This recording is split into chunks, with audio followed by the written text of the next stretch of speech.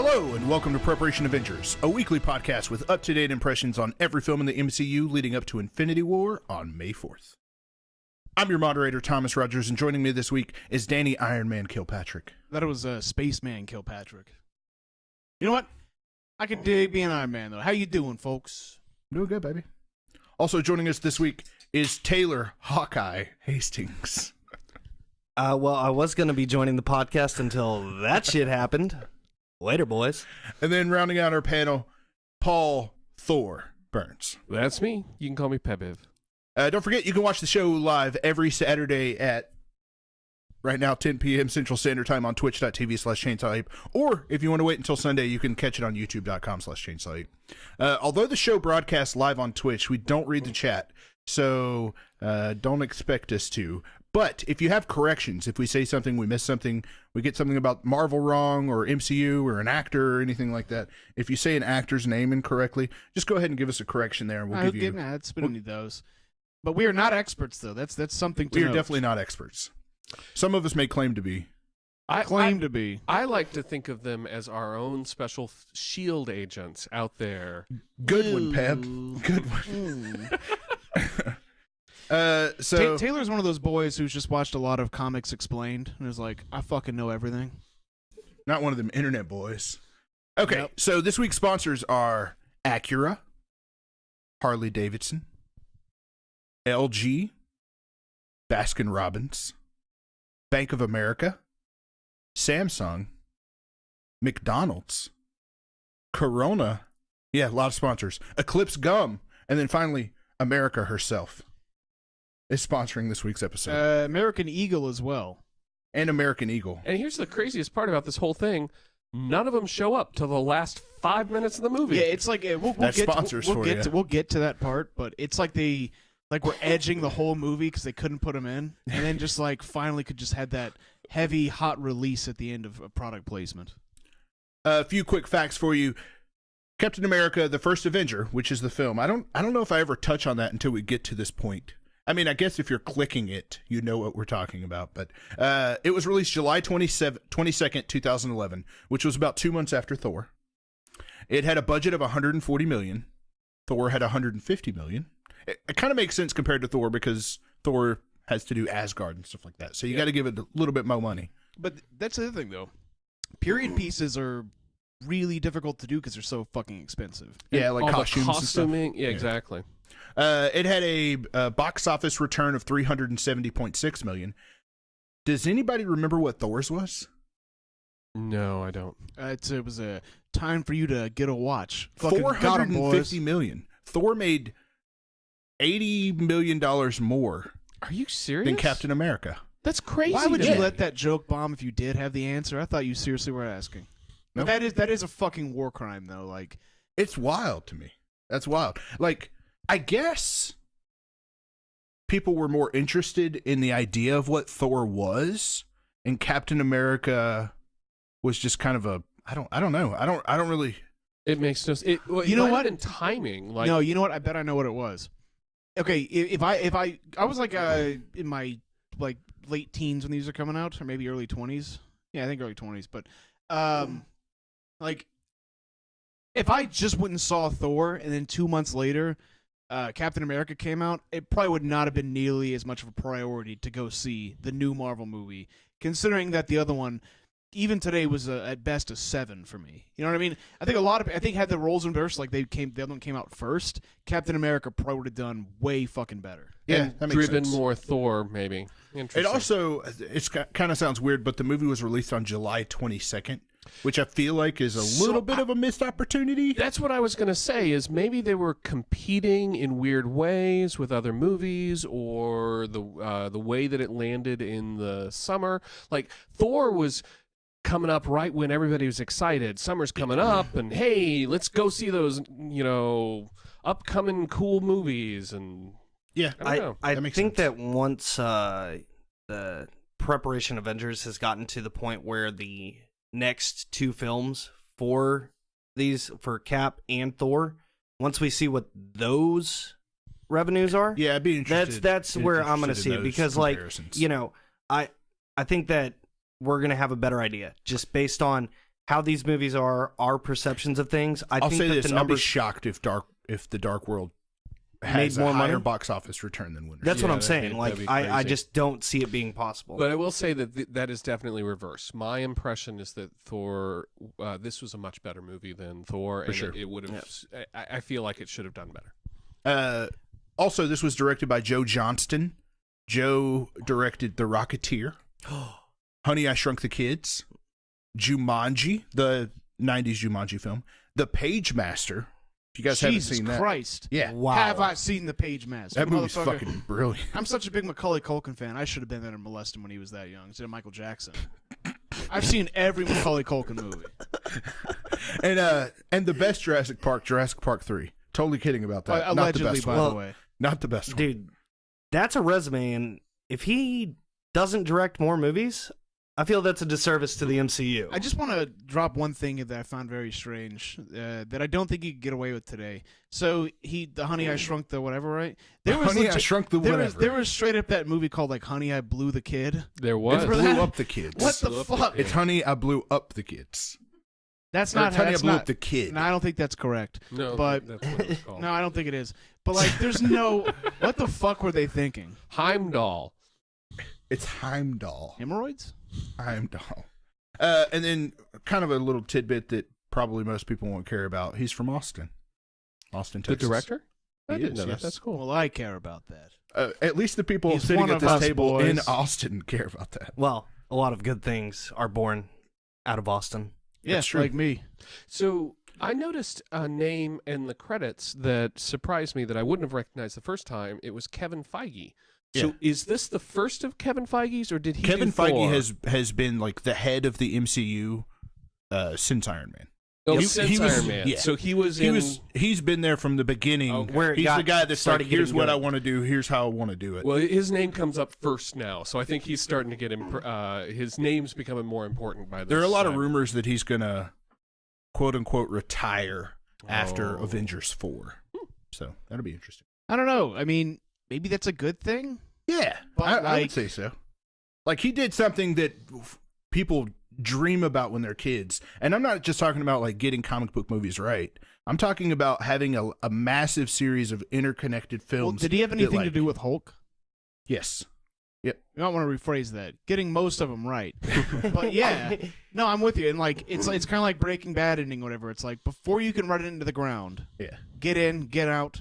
You know, it's all Well- going to change after this, anyways. Like Yeah. you leave your legacy of like the original actors for the first like worthwhile comic book run of movies. And Yeah, then- I would say it's probably a good thing. And then everybody can say, "Well, I liked it in the Kevin Feige time." Yeah, then you period." get to be that guy. Yeah. I'll probably be that guy. And we're adding. We'll call it a segment. We're just adding on to some facts. I want to go over a list of all the actors and who they play, because that's one of the things I feel like I struggle with, and I feel like you guys struggle with as well. The actor and the character. Yep. So Chris Evans plays Steve Rogers, aka Captain. Who is America. Steve Rogers? Steve Rogers is our titular character. Yeah. I gotta No, say, that's Steam Rogers. I gotta Steam say- Rogers just shits his britches. so I got a couple of things to say about him. One, I have a hard time. I get all these Chris's confused. Yeah. So they all seem The to be Chris Hemsworths Pine, and Chris Evans Hemsworth, and the Chris Pines. Pine, and, yeah. exactly. But the Christopher Walken. the thing I wanted to say about Chris Yeah, Evans that one. is that he made this character. Which is crazy because, like, And not only that, he was so bad as the Human Torch yeah. that I could not believe. I didn't even remember that. he's that in was him. Not Another Teen Movie, which he's not bad in that, but, like, if you're in Not Another Teen Movie, it's like, that guy's going to be Captain America? What the Yeah. heck? But his acting made this character. Well, here's the thing. We were talking about it outside very briefly. We try not to have too much discussion before the show, but somebody brought up that he's not like an exceptionally great actor, and I think that's probably true. but like his stiffness kind of fits perfectly for the role of Captain America. The dude like kind of raised in the 50s, the trying to be stoic kind of guy. Like even if that's unintentional, it couldn't have been more perfect casting. He plays off as a straight man the whole time because he's always like, is this a test or is this, you know, and that for him, because just like you're saying, because he's got that stiffness to him, it works so well. Haley Atwell as Peggy Carter. Whoo! Goodness gracious. Haley Atwell. So unbelievably sexy character, and I was gonna say I'm speechless. That's why I don't have one for that. She's one of those like top 5, like your wife lets you bring somebody home. Like Haley Atwell's I could get away with it. You know what I'm saying? Right? Elizabeth, who's sitting in the background. You've heard it here first, guys. Haley Atwell, call me. I can't see my hand, but I'm totally doing the phone thing. Yeah, sure. Yeah, okay. Yeah. We also have Tommy Lee Jones as Colonel Chester Phillips. Who fucking killed it, by Dude, the way. so amazing. great. Oh my god. So great. Perfect casting. I like wrote down his one-liners towards the yeah. end. He's got Just great brilliant. ones. I can't wait to talk about those. Every time I see Tommy Lee Jones in a movie, I'm like, man, I really like Tommy Lee Jones in movies, but he's never in fucking movies. Not anymore, at least. Yeah. I guess like he was like, well, I plateaued with Men in Black 2. So I better just give it up now. But you've got awesome roles with him, like The Fugitive with Harrison Ford. You've got Men in Black, where like that was the first time I had really recognized him. And yeah, I'm really happy he was in this movie. But he didn't have a lot in this movie, but the parts he had, he owned, and he got to play Tommy Lee Jones, which is my favorite character for Tommy Lee Jones. I would also say that when he was on screen, he commanded it. He Like, absolutely did. Yeah. Yeah, And every scene that he's in, I'm like, oh shit. But then he would It's about step to get back. real. He would be like, okay, I dropped Captain off at the thing he has to do, and I'm out of here. Yeah. Yep. And that was perfect. Dominic Cooper plays Howard Stark, the third person we've seen play Howard Stark Hands so far. down, my favorite Stark. My favorite. Yeah. Oh, yours too. Yes, So- absolutely. I think we'll talk about the humor section a little bit later. We'll get around to that. But every scene with him was fucking just exquisite. Yeah. Agreed. Sebastian Stan as James Buchanan Barnes, Also known as Bucky. Mark Hamill's son. You He talking about does that? look like Mark Hamill. You talking about that man named Lucky Charms? Yes, we're talking about the Irishman named Lucky Charms. No, his friend. Yes. Okay. No, What? he's No, talking Bucky. about Bucky. He's talking about Oh, Bucky Farms. I got you. Oh my god. So I want to point out one thing. Yeah. If this is your first time to listen to this podcast is not about 4 guys just sucking the dick of the Marvel movies. This was just an exceptionally good movie. No, just Normally, the like Captain America films. we are so good about critiquing and like Yep. being unbiased and, until you it know, gets to Cap. but this At does- least for me. This one doesn't sound that way. Yeah. This sounds like your standard Yeah. Marvel podcast where they're just overly excited about everything. Yeah. Go But- listen to our Hulk podcast, and that'll Yeah. give you some Go listen to any of them perspective. but this one, basically. I don't know. I feel like we were pretty high on Iron Man, the original, the Yeah, I first. suppose. But I think most people are. We also have Hugo Weaving as Johann Schmidt, Red Skull. Dope. I'm curious wanna to see point what out- people think about him. Him as like being legit ass Red Skull, for some reason he looked like Samuel L. Jackson to me.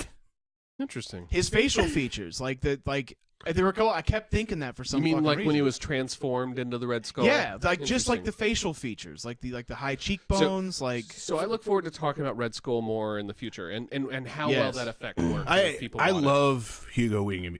Hugo Weaving. Every time I see him me in a too. movie, he always plays like such an important character for that movie. Absolutely. No one else on the planet can say Mr. Anderson Yeah. quite the What are you same. talking about, Mr. Anderson? Nope. Nope. Nope. No. Hugo Weaving definitely better He than you. does it awesome. Stanley Tucci played Dr. Abraham Erskine. Yeah. Bucci. I got lots to say about him too. Yep. Toby Jones played Dr. Arnim Zola.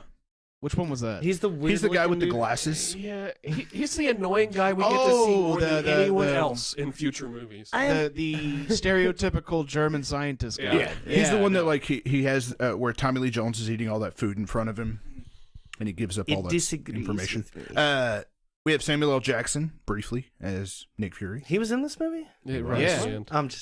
He was right Dude, there with and I'm LG, thrilled- Baskin Robbins, Bank of America, Samsung. It's Cap 2 that Sam Jackson a shitload of it, right? Yeah. Man, I'm fucking I'm Me too. I'm Can't hyped wait. for that one. Yep. Now these are kind of smaller roles. They're just ones I wanted to make sure to touch on. Natalie Dormer plays Private Lorraine. All right, so totally freaked me out to see her because, like, I had no idea who she was when I saw this the first, second, third, fourth time. But I haven't seen this movie since Winter Soldier, so it's been like several years. Yeah. Game of Thrones happened between now and then, and I was like watching it, going, "Ah, you were like stealing men in for decades No matter what before I you're, knew yeah, who no you matter were." what you're doing, you're Yeah, stealing. yeah. There was definitely one of those oh shits after a rewatch. Like, holy shit, that's Natalie That's Dormer. not the big one for me though. That one's coming. for sure. Not the so big am one. No, that all I could think of was like she's a lot younger than I thought. This movie is 7 years old, right? And let's Yeah. say like she started Game of Thrones like what 2 years ago. So like, She's been in Game of Thrones for 4 years. so I thought she 5 would have years. been. I don't know. I thought she was like mid-20s.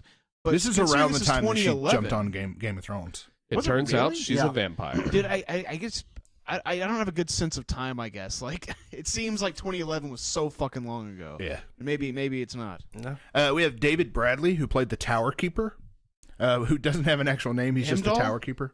No, the Tower Keeper, the one who's protecting the church or whatever it is, the shrine. the guy at the very where the beginning. Tesseract Opening is. scene. The dude that's what's He's- Mr. Filch or He's Mr. Filch, or whatever. he's the Yeah, Finch. Filch. VKP was in there and was like, "Oh, it's that fucking guy." She knew. The Yeah, name. he's yeah, the caretaker he's from Harry. Harry He's in Potter. Harry Potter as like I can't remember what. Mad Eye Moody. He's basically like the guy who has to clean shit up. Yeah. inside. He's the- like Haggard's the one who has to do it on the outside. He's the one who has to do, Yeah. We have do it on spent the far inside. too long talking about this guy's character for how Well, long he's in the he- film. He's. I just like I like the stuff that he does. Yep. He's also Walter Frey in Game of Thrones. Yep. He plays the first Doctor in the newest episode of Doctor Who. Oh, the I didn't know newest that. Christmas special. That was him? Yep. Wow, he's Uh, a versatile actor. And to transition nicely from a Doctor Who reference, Jenna Coleman. Clara Oswald! Yeah. I yelled out loud when she came on the screen. Who's had no this? idea. She. I don't even know if she has a line. Her name is Connie on IMDb. She does have a line. She goes, "Ooh, it's Mr. Stark," or something to that effect. It's basically the double date Oh. that Bucky takes him Oh, on. that's right. She's the Okay. brunette. She's in. Of all the new seasons of Doctor Who, she is by far the hottest, at least in my opinion. In terms of the companions. Yes. Okay. Yes, I have a Or huge whatever crush that on term her. is. I think she was an excellent companion for the Doctor, and I was super excited to see her in this. But she must have been like 12. Yeah, she looks super young in this. She did. Yeah. So Yeah, that's Bucky Barnes. He was supposed to be 16 in the scene. DKP, Yes, sir. can you tell me the plot of this film? I certainly can.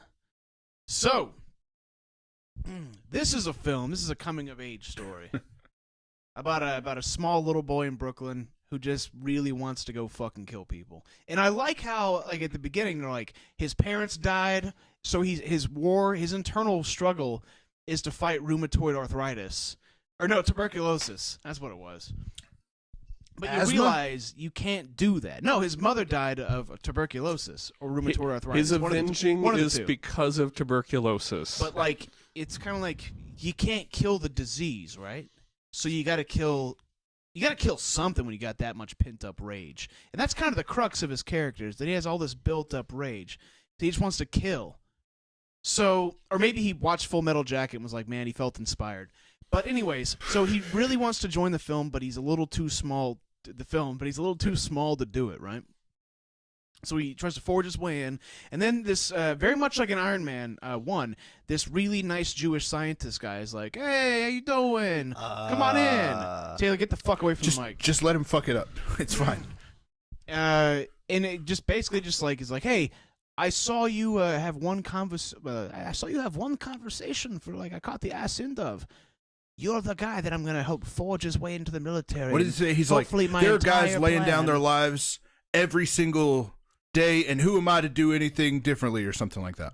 What's he say, Taylor? You're giving me this like very disapproving look, like you've been giving DKP for the last 5 minutes. No. You're close, but he says, Bucky, men are laying down their lives. who am I to do anything less?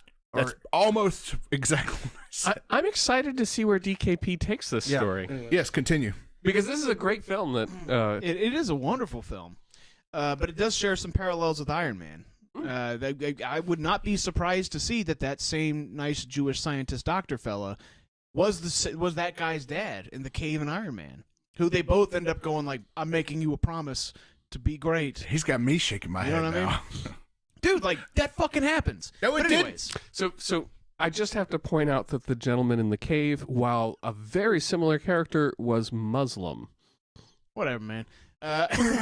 They don't have any sort of like long conflict or anything. No, certainly not. I don't think anyone will be upset with the comparison or with the confusion there. But all right, so We lost another one, boys. He helps forge his way in there. His name was Jensen, by the way? The guy in Iron Man? In the cave, yes. All right, Yemen, great. So, yeah, he goes to boot camp. Everything's fine. And then, like, I don't know, he kind of disobeys orders a couple times. Like, it's kind of like a cynical prick by, like, taking down the flagpole. But, like, it really impresses this nice British lady who is This nice British lady. super fine, by the way. And this is all when Steve Rogers is, like little baby bitch mode. Like, he's really little, but he's got heart. He's got that burning fury to kill, too. Which, like, that's why he's in the military. So, basically what happens after that is he gets out, and the whole reason why they put him in there was because that fine Yemen, I guess, was like, he's the fucking one. He's the chosen one. Which is kind of another reason why he fights Hugo Weaving at the end.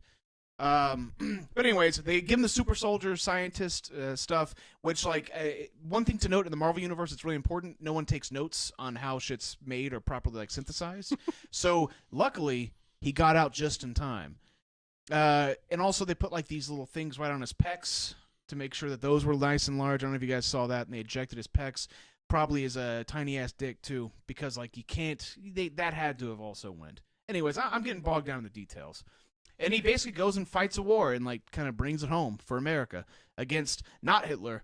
That's what we're gonna call him. He knocks out Hitler over 200 times. Well, no, he did that, but the Red Skull. I mean, there's this dude who has like a Red burnt ass Skull. face, or he has like an iron deficiency or something, and he's like the real villain of the film. And as it turns out, when you take out Red Skull, Hitler just disappeared, and the regular threat that us here in this timeline, and they were also experiencing it. Just who gives a shit? The war ended. You know what I mean? And then he gets frozen, and then he wakes up, and then they're like product placement, and that was Captain America. Good job. Yeah. Thank you. You're welcome, sweetie. So, Taylor, you look ready to talk. So, I guess where I really want to start with, because it's the thing that's the most on my mind right now, is the CGI of this movie. They kind of did a Benjamin Button thing with Chris Evans, where they made they took a skinny dude and put his face on him, and then there was clearly a lot of CGI whenever he's like jumping over fires and stuff like that. What do you think of the CGI in this movie? I mean, there's definite flaws that you can see. You didn't like the CGI? I mean, You thought it was subpar, or? yeah, like, I mean, it was very awkward looking at him as opposed to being 6 foot whatever. You know, Well, were you 200 watching it at home on a 4K OLED backlit TV? Because on mine, I thought it looked fine. Not OLED, but I was watching it on a 4K TV. Yes. Okay, so you might be able to see the flaws a little bit easier. So I have to say, it really worked for me. I believed him as the skinny ass wussy kid. Seeing him get his ass kicked in that alley behind. Now, maybe some of those shirt off scenes were a little Tarkin-ish, Admiral Tarkin Grandma quality, Tarkin. like Grandma Tarkin, exactly. But like the scenes where he was dressed, the scene in the where he was coming up at the World's Fair, and he tried to stand high enough to be able to see his face in the reflection, and it didn't work. And then that whole next scene where he has that passionate speech. At no point in time did I sit there and go, "Wait a minute, this guy's actually 6 foot tall. What is this? This is bullshit." I was totally into it.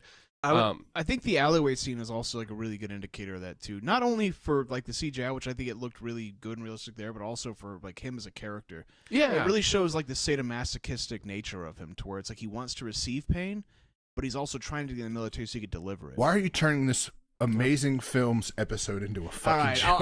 I'll cut the shit. But no, I'm with you on that too. Like, it's really weird. It's the first like quarter of this movie when he is like small and scrawny and like trying to be. He's playing the underdog character, which I guess he kind of does throughout the most of the film. But yeah, it completely worked for me. It was like watching a film that was not a Marvel movie. That was exactly it.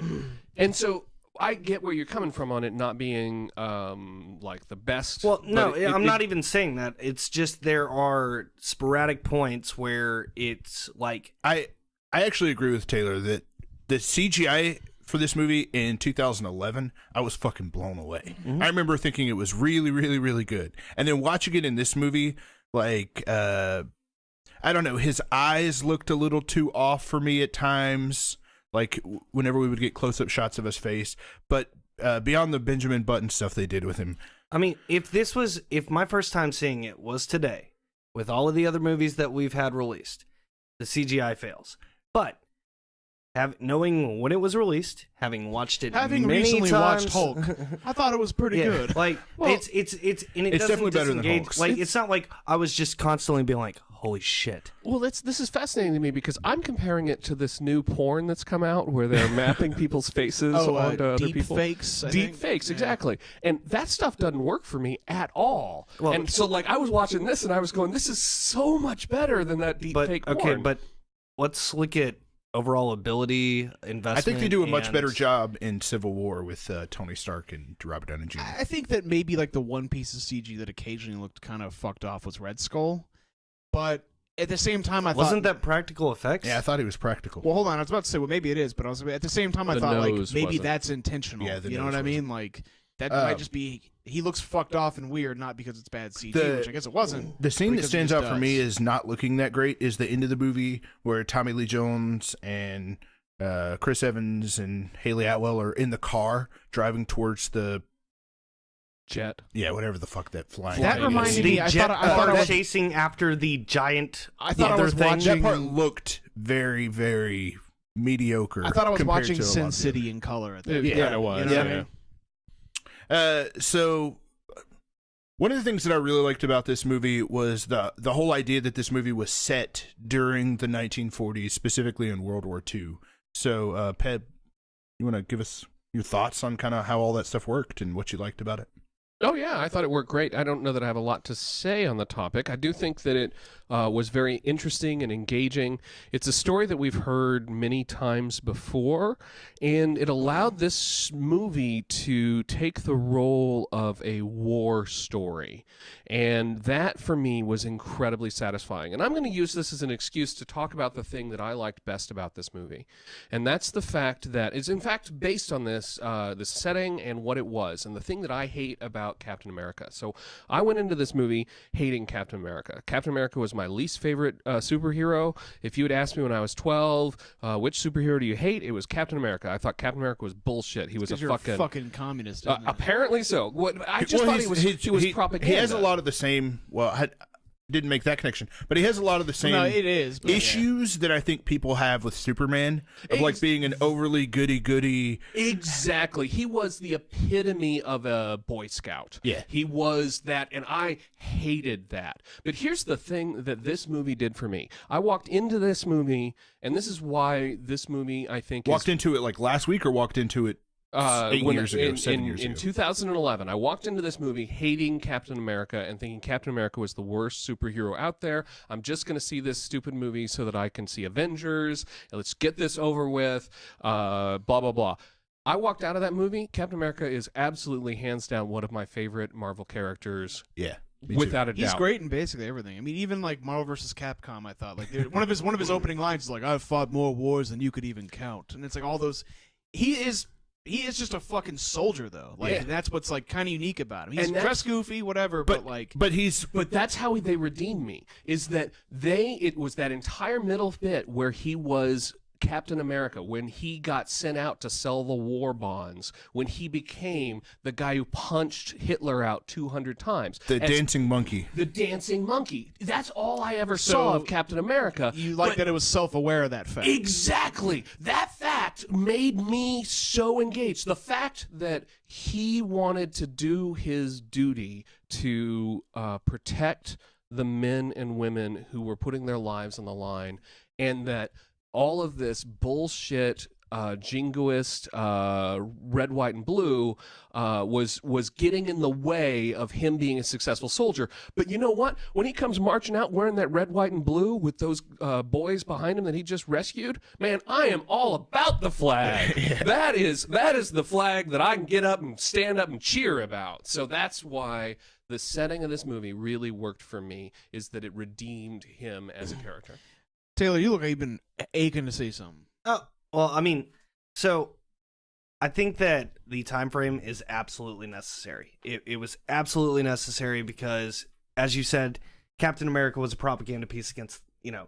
The Nazis, yeah. And the Nazis. And so we absolutely had to have that interaction during that time period with Hydra, the Red Skull, one of the most prominent, villains for Cap, and that entire organization. I mean, like, it's that entire series of interconnectedness with Hydra was in comics recently. In those excellent call. Like, Agents of S.H.I.E.L.D. is wrapped up in Hydra. Hydra comes up so much in the Marvel universe, and man, they set it up solid. So like keeping it in that timeline was really cool. I liked seeing the old cars, the old guns, the non. I love the old lady who takes care of the fake shop that they use, who like has that Tommy gun and then gets popped and then immediately just but I wish I could isolate that sound you made, but I don't think it came through. I'm like, yeah.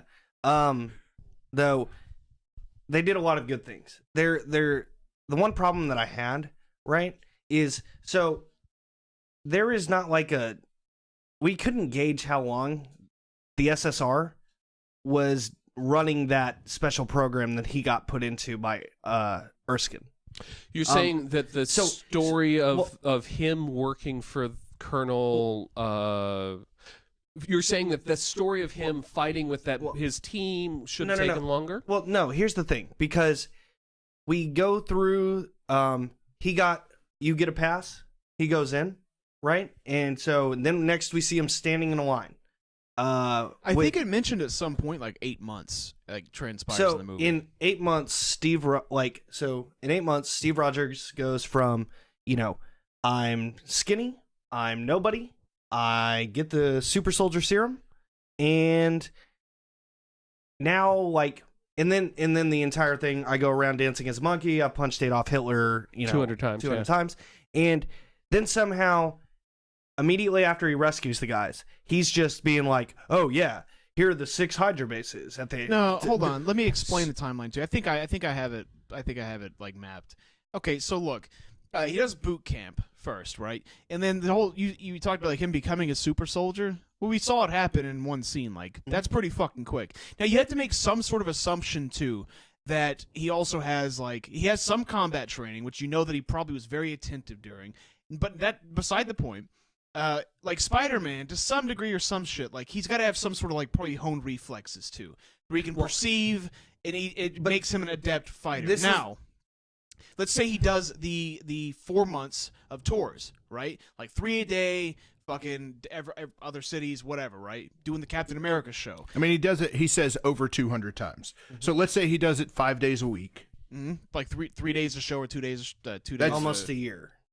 We're talking about he's traveling the country doing all of that for quite a long time. Okay, but the final portion of the movie, right? When he goes and saves those boys, and they basically go in, and when he's pointing at the Hydra bases as well, man. The montage. Well, no. He saw those. The reason why he's down there pretending like he is a fucking captain, giving orders, being like. No, that's not the point that I'm at. The point that I'm at. So you're just saying it happens So he goes on the tour. He eventually gets taken overseas after. So. Right. He becomes super soldier. He goes and chases after the dude all clumsy right?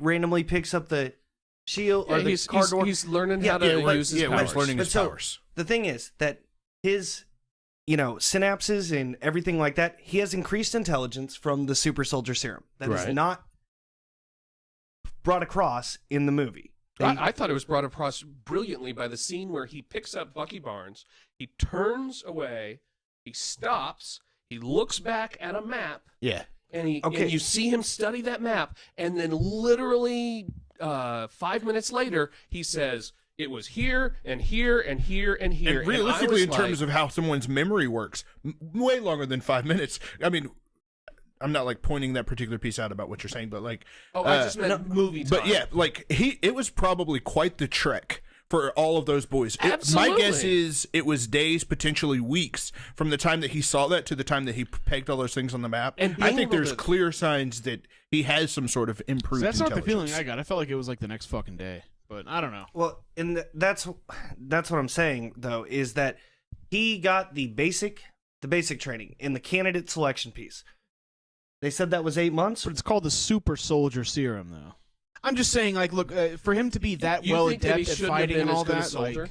that didn't take me out No, of it. I don't think that I'm expressing myself correctly or that I y'all guess aren't not. understanding. So It's either the three of us or you. I yeah. think that we're too simple to get what you're putting down. that's I think not that's clearly it. so. Go ahead, man. I'm just breaking So your balls. okay, so you go into basic, right? Cool. You get the super soldier serum. You're walked around by the senator for almost a year, just doing a chorus line. Then you go and say, "Hey, you thought I was, meant for better things, right? Yeah, cool. I'm gonna jump out of this plane. Cool. Now I've broken into this Hydra base. Cool. Now I've rescued all these people. Cool. Now I'm just leading operations with no context to."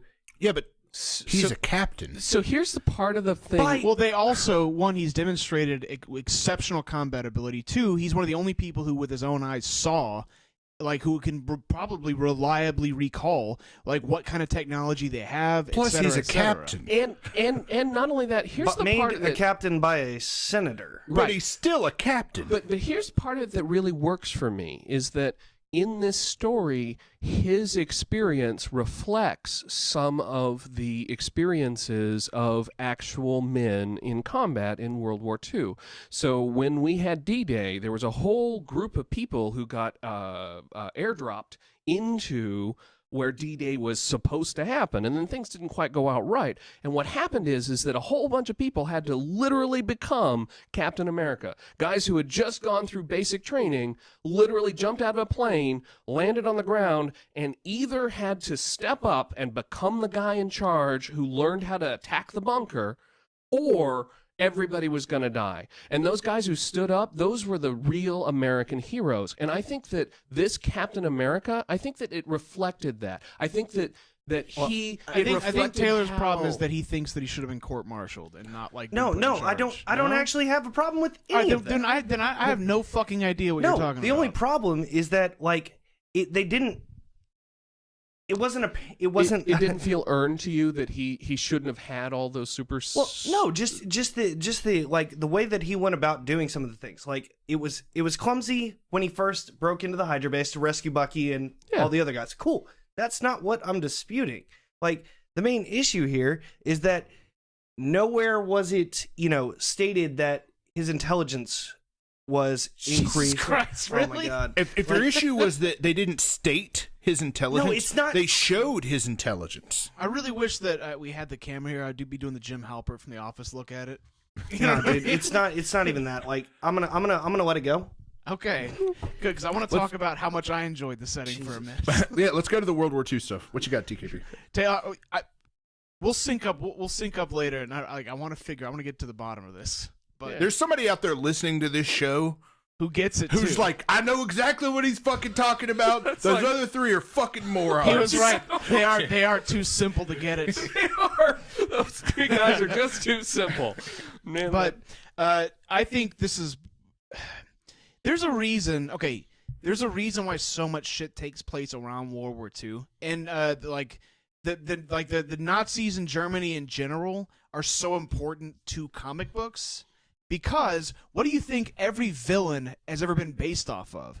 Like Santa Claus. no, like basically like Hitler in their crazy fucking uniforms. That's Dude, right. Like the even to Hydra make uniforms even, in this movie dude, are fucking But rad. that's They only are. like a quarter step up from how gaudy and ominous they looked in fucking real life. It's true. You know what I mean? Like you didn't have to do much. You basically put a Kylo Ren helmet on them, and it's like there you go. There's Hydra. But like It's, that dude, was it's what the villains of Star Wars are based on. but That's that's true. what's so nuts about it though is like they look like real ass villains, but it's like oh yeah, that's kind of what they actually looked like in real fucking life though.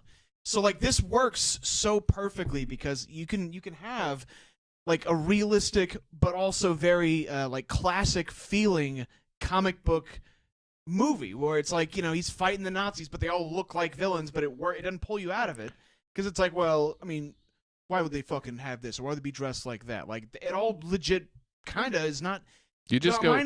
minus the technology too far away from reality. You know what I mean? That being said, I did find them to be slightly cartoonish. Oh yeah, they were garbage. They really, were but sort of over the top at times, and that part was a little frustrating. here's the thing. Like I think this is a very like me personally sort of thing, but it really worked for me because I felt like I was watching Wolfenstein the movie. Yeah. It- and that totally worked was. for me. No, like, that's actually one of the things I love so much about it is it has like a very cartoon, over the top, like kind of silly, but it's set in a very serious environment. And you have this Boy Scout, this goody two shoes Cap, being a hero. Tommy, and you say fighting goody the good two fight. shoes, but he was straight up murking people with a gun.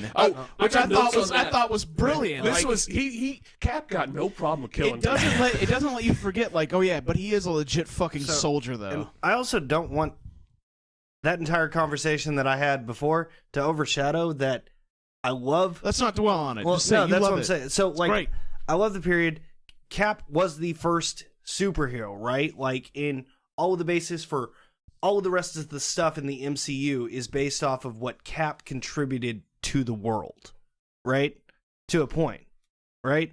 Yeah. I mean, and Oh, I mean, I like how they even made him a comic book in the movie. Yeah. Well, Or- that yeah. exact comic book is in Iron Man 2. Whenever we talked about it in Secrets of the Marvel they Universe opened the in a couple of crate. episodes earlier, but that exact like issue is in Howard Stark's stuff. Yeah. And I mean, it's just super dope. Who doesn't like to see somebody going and fighting Nazis? You know, All right. kind of. Sorry, go on, Peb. Oh, I just wanted to call out one scene. We mentioned it a little before. I genuinely have a guilty pleasure in enjoying watching Steve Rogers punch out Hitler. Dude, yeah, it was great. It was hilarious. It was hilarious. It And was that's the wonderful. sort of- And I want to come out and say I do not support punching random Nazis. But in this yeah, case, let's not just assume people are shitty and take it upon yourself Exactly. to punch people. But- let's not do that. But in this particular situation, man, who could not be behind that fucking montage of punching Hitler in city after city? Here's the thing. I'm with you.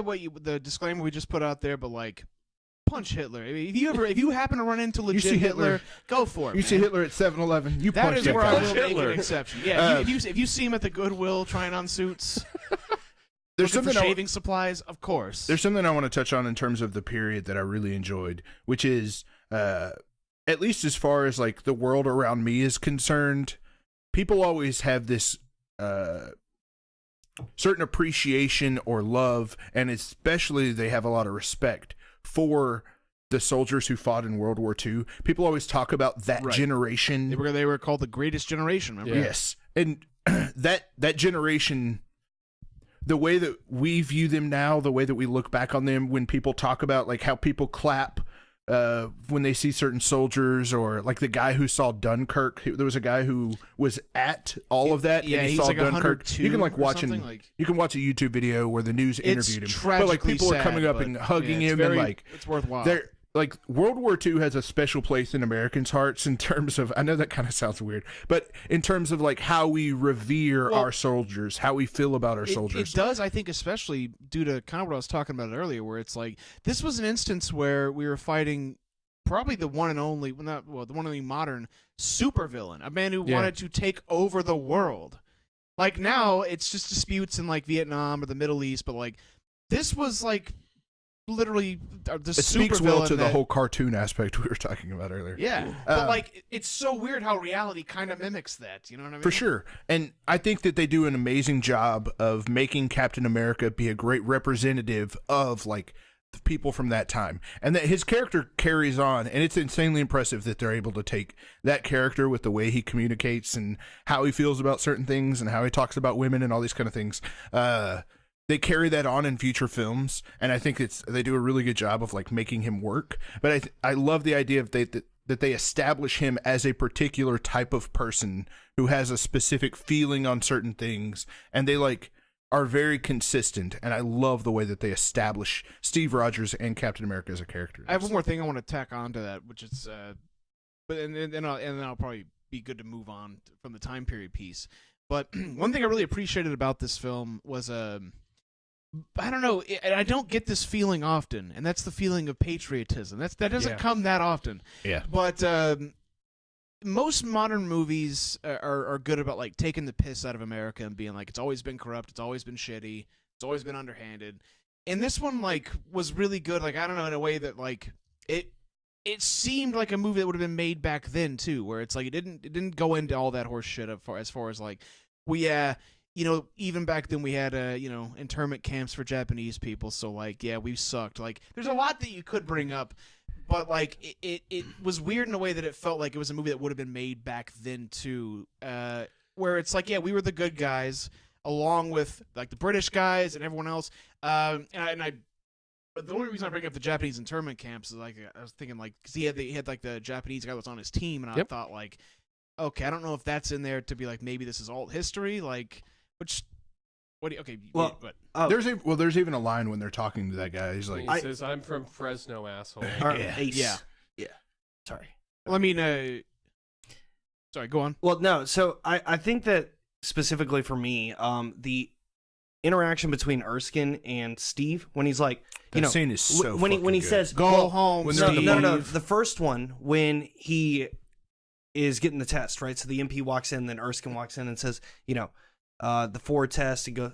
Anyways, when he says, "Do you want to go over and kill Nazis?" and I would say that his response sums up how this movie kind of makes you feel. It's like, no, I don't want to kill anybody. I just don't like a bully. It doesn't matter where they're from. Like that sums up how this movie makes me feel. It's like it tried to paint America in a very good light, which is not what's often done, and I appreciated that. Because like there's a lot of good qualities, but it was basically saying like I don't want to go kill, I don't want to be a warmonger, but like we need to like I want to defend, I want to stick up for. But I think it was also honest in some ways about how like you said, it brought up the propaganda bit, propaganda bit, and like in other ways it was honest too. Like when Agent Carter in this incredibly sexy scene first walks onto the screen and she says and this guy starts basically hitting on her. When she's wearing the red dress? No.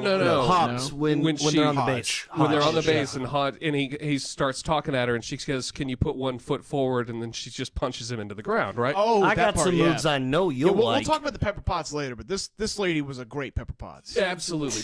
But my point is that that's sort of an honest understanding of what was going on. Yeah. You know, nobody was fucking around. There was no special snowflakes there. There was no, this is people going to war and being serious. That so was they're just your honest straight about up that. Brooklyn guy who's like, look at those big heavy tits on that broad. Hey, exactly. Hey, baby. And then you had that's why she was a great character. And then you had Tommy Lee Jones like, "See, you're breaking in the candidates. Exactly. Get your ass up out that dirt and stand in that line until I tell you to do something somebody else." talks to you. Yeah, like, tells you an order. Yeah, and he was like, "Yes, sir." Like that was super dope. My point is, I wasn't alive in that time period, but boy, do I remember my grandfather and my great-grandfather and all of them talking exactly like that. That it captured that attitude. And that you know when you took them to go see Captain America?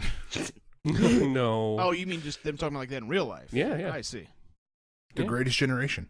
That's right. Y'all really did. I feel like we're at a good segue to talk about our Pepper Pots. DKP, you want to jump into our Pepper Pots of this movie? Boy, fucking do I. You know what, like one of my first movie crushes was, like, of all time? Elizabeth Hurley from Austin Powers. I thought that was probably the first time I was ever like, man, however the fuck, she's talking fucking weird, but however that is, like, I fucking dig it. Back before I really understood, Or, I don't know. But Just to be clear, you yes, were born in British 1990. accents. Yes, So British for anybody who doesn't know, he Yeah. was 8 or so when Austin Powers came out, maybe 7. Sure, right? Just want to make sure the timelines add up. If they're like, Am I supposed to be ashamed of that? I'm not. well, like But, some of us were a little bit older, so like British accents we got a good range. existed We got a to good range us. age groups here. We're fine. But yeah, like no, that really works for me for one, and two. This is a character that you only see in this fucking movie for the most part. She gets her own TV series. Well, I haven't watched it, so I'm talking in the cinematic Marvel movie universe. Put your head down, Taylor. Stop looking at the sky like you're gonna fucking choke. But she was in Winter Soldier for 3 seconds. Yes, as an old woman, yes, I saw her there. No, we're not doing that.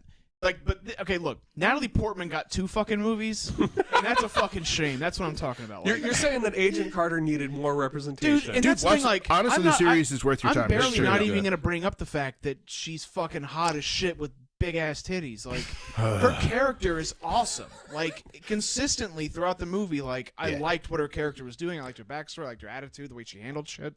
And that's like only one other woman in the Marvel universe who's a Pepper Potts has done that, and that is Pepper Potts herself. So you're saying she was an excellent Pepper Potts? Abso-fucking-lutely. Pepper Potts. I thought she was awesome. I thought she was an incredible character on her own right, and I thought that her. And here's the weird thing: I felt like her and Chris Evans had an honest-to-God good chemistry. Yeah, They I thought so absolutely too. did. Even though, like, they literally only kiss the once and only in, like, crazy CGI That was world. the only problem I had, though. It was like, I'm not going to fuck you until you end the war. It was like, all right, better hop to it, boys. was a pretty tough call. But my point is that despite the fact that they didn't have a lot of scenes to, like, make out or whatever, there was some kind of... Somehow they could ride in the back of a cab together in a sexy way, and that is I love that scene brilliantly when they're in the well cab, done. and she's talking about like, I just haven't found the right partner. He's like, I've got, Exactly. oh, are we not talking about? He's like, I got my ass kicked there. Yeah, and yeah, there. that's exactly. Yeah, You don't know that's how to the talk to start a of woman, that, do you? and you don't know. But Right. to me, that was so romantic. Their interactions, and it made the ending of the movie work for me. Where I normally would say, Oh. "Fuck you" to an ending of a movie like that. And for this one, I really need to worked. bring up the fact, like, this might be the only movie that brought tears to my eyes. No, at the I was end. actually going to say I'm kind of a baby, but there were 3 different moments in Captain America. 2 where I got kind of choked up, and then 1 where like Oh, look, I'm I was not legitimately above choked like up in the tearing up end. during films, but it doesn't happen ever in comic book movies. But man, that fucking scene with her at the end, Oh my god! that got me, man. And like Tommy Lee Jones and the other guy like getting out of the way and shit, and you were like, "Oh fuck, Yeah. this is just gonna get worse." And I love that he's just kind of talking to her as It's like the plane's you can going see down, how fucking and he's just having nervous a he conversation. is that he's with like, her. I just need to keep talking Yeah. that way, otherwise I'm a freak out. it's too late to lose my nerve, but Yep. and not do this. But like, yeah, exactly. It was so effective. I'm You sorry, sounded Taylor, like go on. well, no, No, you I'm looking at you because I'm curious as to what you say. For any of you guys who don't know, Taylor emotes a lot. So whenever he Yes. whenever he We should just have a whenever he Taylor has a cam. point that he wants to talk about, like a lot of us, whenever we want to say something, we just kind of get closer to the mic to let each other know. But Taylor's whole body emotes. He shifts and moves. He gets very excited He looks when like it's a like, fucking all right, Tasmanian devil Taylor when has I'm doing something the he wants to say. synopsis. So please. Well, thank you, and that provides context for everybody else. But I think she did such an amazing job in this film. Like, and the character is fantastic. Like, you see in the limited stuff, her combating her drive and like the constant like things that she was getting denied for as a woman in the military, her struggling, with her personal feelings for Steve, and trying to.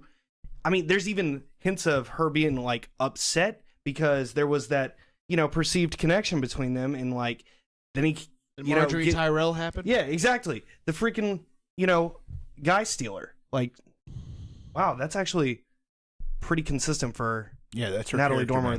man. Yeah, wow, That's what she does. yeah, but And to be fair, I mean it's not a bad assumption to say that she could probably steal most men. Well, you know, that's what I was thinking too. yeah. Like, okay, look, if I'm there and I get taken aback by like an incredibly hot woman who's kissing me, Who's I like don't all the immediately women go, of America "Ew," want to and thank push you. her on the ground. Like, don't fucking get upset, Yeah. okay? No, and Like- On the other But- hand, when she And also, like, when I'm she married, I'm shot saying that, but when he's shot not. at him behind that shield, I think every man who has had a Was woman staring close to daggers them physically. exactly Yes. knows that exact moment. That moment, I could so relate to that, and like the way they responded was perfect. It's sort of like, I'm going to be very quiet and very still, and eventually she will stop. I had some ideas about the suit. Anything you want, man. Yeah, Like, exactly. But yeah, there was so many amazing organic interactions between them, and it just seemed organic. It didn't seem like it was acting. It just seemed very real. And just It's shocking how good this movie Yeah, is it's comparatively to no, some of because the other ones. I will say that I've probably watched this movie, 20 to 30 times. I watched if it I'm twice. like, This is my second time. and for the first time watching it this past week, after I got told, "Hey, come over," the way that the physical facial expressions and everything like that are displayed, there's like very minute things that they do, and it's just like, holy shit. I didn't think that added so much, but it does, like, to make me feel a certain way, because you get led all the way up to the point at the end when she says Steve like 3 times. I've lost it. Like, Yeah. I've lost it. There's a lump in my throat. Fucking eyes are a little warm. And movies try at that. Like they will take a pass at that. This is a over and comic over. book movie. And this is a comic book movie. And it A totally Marvel landed comic for book me. movie. Yeah. I do want to mention something that I thought you brought up beautifully, which is the majority of the time when we're watching these movies, when most human beings are watching movies, they're doing it for the purpose of being entertained. They don't have this idea that after they finish watching it, they're going to critique it. So getting to watch all of these movies with the purpose of like, how did I feel about this scene? How did I feel about this character? How did I feel like, because it's something that you're going to be discussing.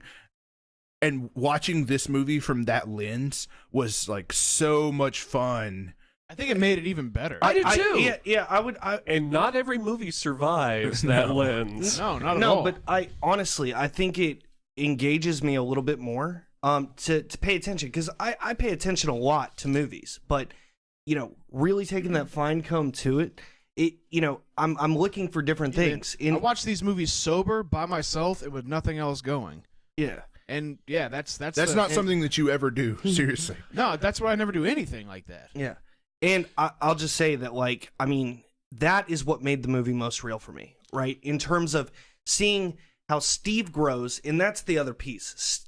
Steve grows, absolutely grows, and it's because of Peggy Carter, right? By the way, what an unfuckable name, though. Oh, Peggy Carter. Yeah. No, just Peggy. Yeah. Well, and then Wait, you're hey- not going to be like, my mom's name is Peggy, is it? No. Okay, good. It's it just You reminds gave me me of this Married weird with look Children. like, yeah, about that. Well, I know.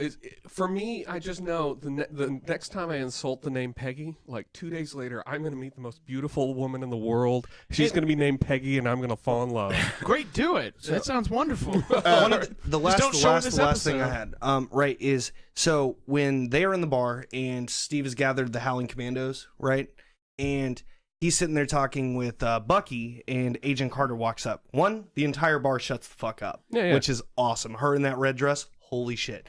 Then that interaction with her, Bucky, and Steve, I'm invisible. I'm you. And it was like, It was hilarious. It was hilarious, but at the same point, I was like, fuck you, Bucky. Like, oh, sorry, you're not the center of attention, Mr. Tall Yeah, but Guy. Like, that has to have a certain Okay. feeling to it. So, we talk about Bucky Barnes for a second? Yeah. sorry. Oh, well, so I wrote something down. Yeah. Please. I wrote down, Bucky Barnes is a really good guy.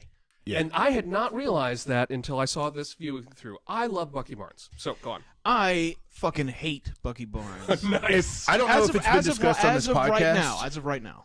I don't know if it's something that's been discussed on this podcast, but you are not a huge fan Of the Winter Soldier. of the Winter Soldier or Civil War Because it of was the Winter Soldier Part 2, basically. So, while watching this movie, me knowing the way you feel about those things, I think the relationship between Steve and Bucky is like one of the things that makes the Captain America trilogy so fucking good for me.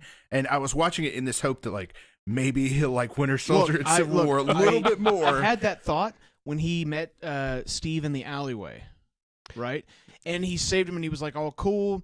But next time that they like were acquainted, okay. So let me put it this way: I'm like playing Persona 3 right now, and like you meet like your friend at the very beginning. And like I'm about like probably a third of the way through the game, and he starts getting jealous that you're like the guy who like is always the better one and shit like that. But like for a long time he was just your friend, but slowly built. This one, it's like the first fucking time he just saved his life, and he's like, "Oh, I'm turning into you now." And he gives off this jealous. The first thing he says aspect. is, What happened to you? "Yeah, I but joined the army." Right? I That know. was- and that it was was the- like, I don't mean the first. were you literally this the tall first or fucking something like thing. that? Yeah. But I mean, like, when he realizes, like, what the fuck's going on with Captain America, like, he immediately starts showing that jealous fucking, yeah, I wanted to be the guy who saves you. I wanted to be the guy who, like, you looked up to. but Now I don't have that. to me, that's a very human trait. It is, but it doesn't make me fucking like I that also piece want to of shit say anymore. that it rebounded to a point later on in the film. Like we do see that initial interaction from him. Because one, he got saved. Hey, let's hear it for Captain America. 2, in the bar, I'm invisible to women next to you. And then, but it goes back when we get into the montage for the Howling Commandos. Like, I mean, Bucky literally picked up Cap's shield and got in the way of a blast. That, and to blew him out of me, a that fucking- seemed like he was trying to fucking bring Cap's shield to be like, look, I can do it too. Like, Exactly. That's, How I interpret it, and that's why I love Bucky Barnes. Is because Bucky Barnes starts out being the hero that saves Steve Rogers in that thing, and he enjoys it. He's got a lack of humility. He about absolutely it. did. Yeah. He's the big tough guy who comes and helps out his little guy friend, right? So we get to that last scene on that train when he picks up that shield and he steps in front of that blast. It is 100% him trying to reclaim that role as being the cool guy, the guy in charge, and he isn't qualified for it at that point. I think in that's time. super interesting because I never got that. I feeling. didn't feel here's- that at all. Here's what I like about it is that makes the Winter Soldier make sense to me. But you see, I thought that what you're supposed to get out of the Winter Soldier, which like I know we don't want to talk too far ahead, but like to go just a little bit further, then I'll back off. Is like that it's hard for them to fight because they were best buds, and that kind of conflict between them didn't exist. I thought that's what you were supposed to get out of it.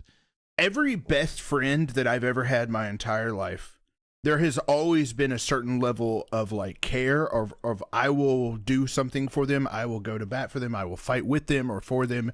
But then there's also been a feeling of like competition between my friends. Like every single relationship I've ever had with a really close guy friend has been one of those things where this, like one of my friends would get a car before me or something like that. And I would have those moments of like feeling of jealousy and like, if we're talking about the like how realistic it was, I'm not going to argue that, but it just but that didn't, doesn't but to me that doesn't make Bucky an asshole or arrogant No. I don't think he's an asshole. I think that is so human about him that it makes Bucky interesting to me. It means that I can relate to Bucky because Bucky is the guy who will never be able to get a car good enough to be as impressive as his best friend. He is never, ever going to be as impressive. That wasn't his entire life. The majority of their life together, it was quite the opposite. But then he's an interesting character because he has to come to terms with that. He has to come to terms with it. And that, to me, makes Bucky a worthwhile character. Well, the idea of like having to come to terms with something like that, like, yeah, there's all kinds of conflict that you're going to have as a person. Yeah. When I saw this the first time, I thought Bucky was uninteresting because I didn't see that dynamic. I didn't see him. I just saw him as this patriotic, Joe guy. And this time, I saw him as someone who is struggling to compete with his best friend, which made him more human and way more interesting to me. So, on that, right? So, you talked about the alleyway scene, right? A guy just beat the crap out of Steve. And he lets the guy off. It wasn't the first time he's had his ass beaten in an alleyway. Yeah, but he lets the guy off and says, why don't you pick on someone your own size, and then just gives him a little tap on the ass. One, I thought that was fucked up. He punched him in the face. Did he? Yeah. Oh. And then he kicked him in the ass to you know, Okay. tell him to But- get the fuck out of the alley. The good old 1950s kick in the fanny. You know? Yeah. But I would say that like you know, it was almost jokingly. Like that's how it came across. Like I said fuck you, Bucky, but I didn't want that to come across as I thought he was a bad guy. It's just like you think you're the hot to trot you know guy what? out of your friends group, and then you realize, oh shit, this hot chick's actually interested You know in my what, friend. Taylor? You're absolutely right. He was an asshole from the very beginning and always was. Instead of being like, look, man, I know that you're struggling. I know that your parents died in the war and that you really want to do this. Hold on, but I'm going to go fuck these 2 women later, bitch. And that's No, not the term that I wanted to use. He tries to but get him to yes. come with him. Yeah. Barely. Once No. he finds him, he's like, hey, man. Oh no, he gave it a good try. He did, I and don't he know. also knows his best friend well enough to know. Yeah, There are certain things you know about your friends when you're like, no, he's very committed to this, and he's going to do this, and there is nothing I can fucking say to stop Although this. this does bring up a question that I had. Do we think Captain America is a virgin? I absolutely think so, and that's Yeah. fucking sad as shit, man. Yeah, I haven't actually thought about it, but I Why absolutely do you think he's I a was virgin. crying so hard? Yeah, at the end I of the think. movie? Yeah. I actually think, as of like this moment as of present day in the MCU, he is absolutely a virgin. Yeah, I think so too. Yeah. That had never occurred to me till this moment. Go on. I'm sorry. So the other piece though, with Bucky, I didn't draw that same thought process with him on the train, right? Because we go through the montage, we see Steve walking in front of everybody, hitting that dude with the shield in the tree, and basically saving them, and plenty of moments where they're basically taking care of each other. We then cut to a scene where Bucky snipes Yep. the ever-living shit out of a dude. Cap turns around, does his little 2 fingers in the air acknowledgement piece, and so there was Here's the thing. definitely. You could have made Bucky Barnes look like a more redeemable character if he'd have done the 2-finger salute, like I got you, rather than having to have Cap say thanks and him just sitting there stoic. I think like, that's fair. nothing. I mean, yeah, That's fair. But I don't think that train piece was, him It's trying matter of to be. interpretation, man. Well, yeah, Yeah, for sure, yeah. for sure. But how I saw it was that this guy, this is a Hydra guy with a freaking laser weapon to a point, like not laser, but whatever. Laser. Like, How do I you know, stop this from hitting How do me? I stop this? Cap shield. Oh wait, vibranium. Caps, yeah, vibranium. But I think that he was out of place from the beginning. Like when they rode the thing down on an ice covered. I am okay with Captain jumping onto the top of an ice covered train. Here's the deal: Bucky Barnes should not have been there. Well- He was a red shirt. He was about to get killed. The only person surviving the suicide mission. He Phoenix's back as not a red shirt, but But yeah, my at the time, point he is, was. this was a crazy mission. If you're a regular human being like Bucky Barnes is, you're jumping onto the top of a But that was moving the train Howling in the- Commandos in the comics. Wait, I will give you that's that. what makes him as a character so fucking badass. Yeah. Is he's like, I'm gonna roll with Cap. yeah, and the whole thing was that entire We interaction. got some Lucky Charms apologists here. When I made No, you I laugh, absolutely. Yeah. I have Captain I America know. I colored meant that glasses on. unironically. But the entire scene right before they jump on, where he's like, is this payback for that time I made you exactly. I get you. I'm just saying Bucky Barnes was out of his league in this situation, and that what happened to Bucky Barnes was bound to happen eventually. Absolutely. And that makes Bucky Barnes way more interesting to me as a character because he was willing to be an idiot to try and keep he was a up kid and be in the man. comics, like Yeah. so like a legit kid. To be fair, they're all fucking kids. He just makes everybody who fought in World to War II me, was and this is pretty my much a final kid. word on Bucky Barnes.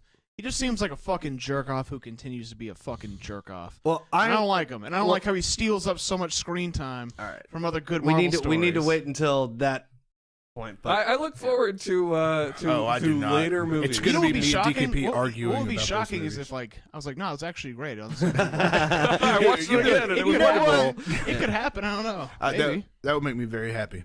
Pep, let's shift gears a little bit. Let's talk about the humor. All right. I got to tell you, this movie was hilarious. This movie It was, really was. amazing. So the first one that I want to call out, the funniest parts of this movie were also the most heartwarming.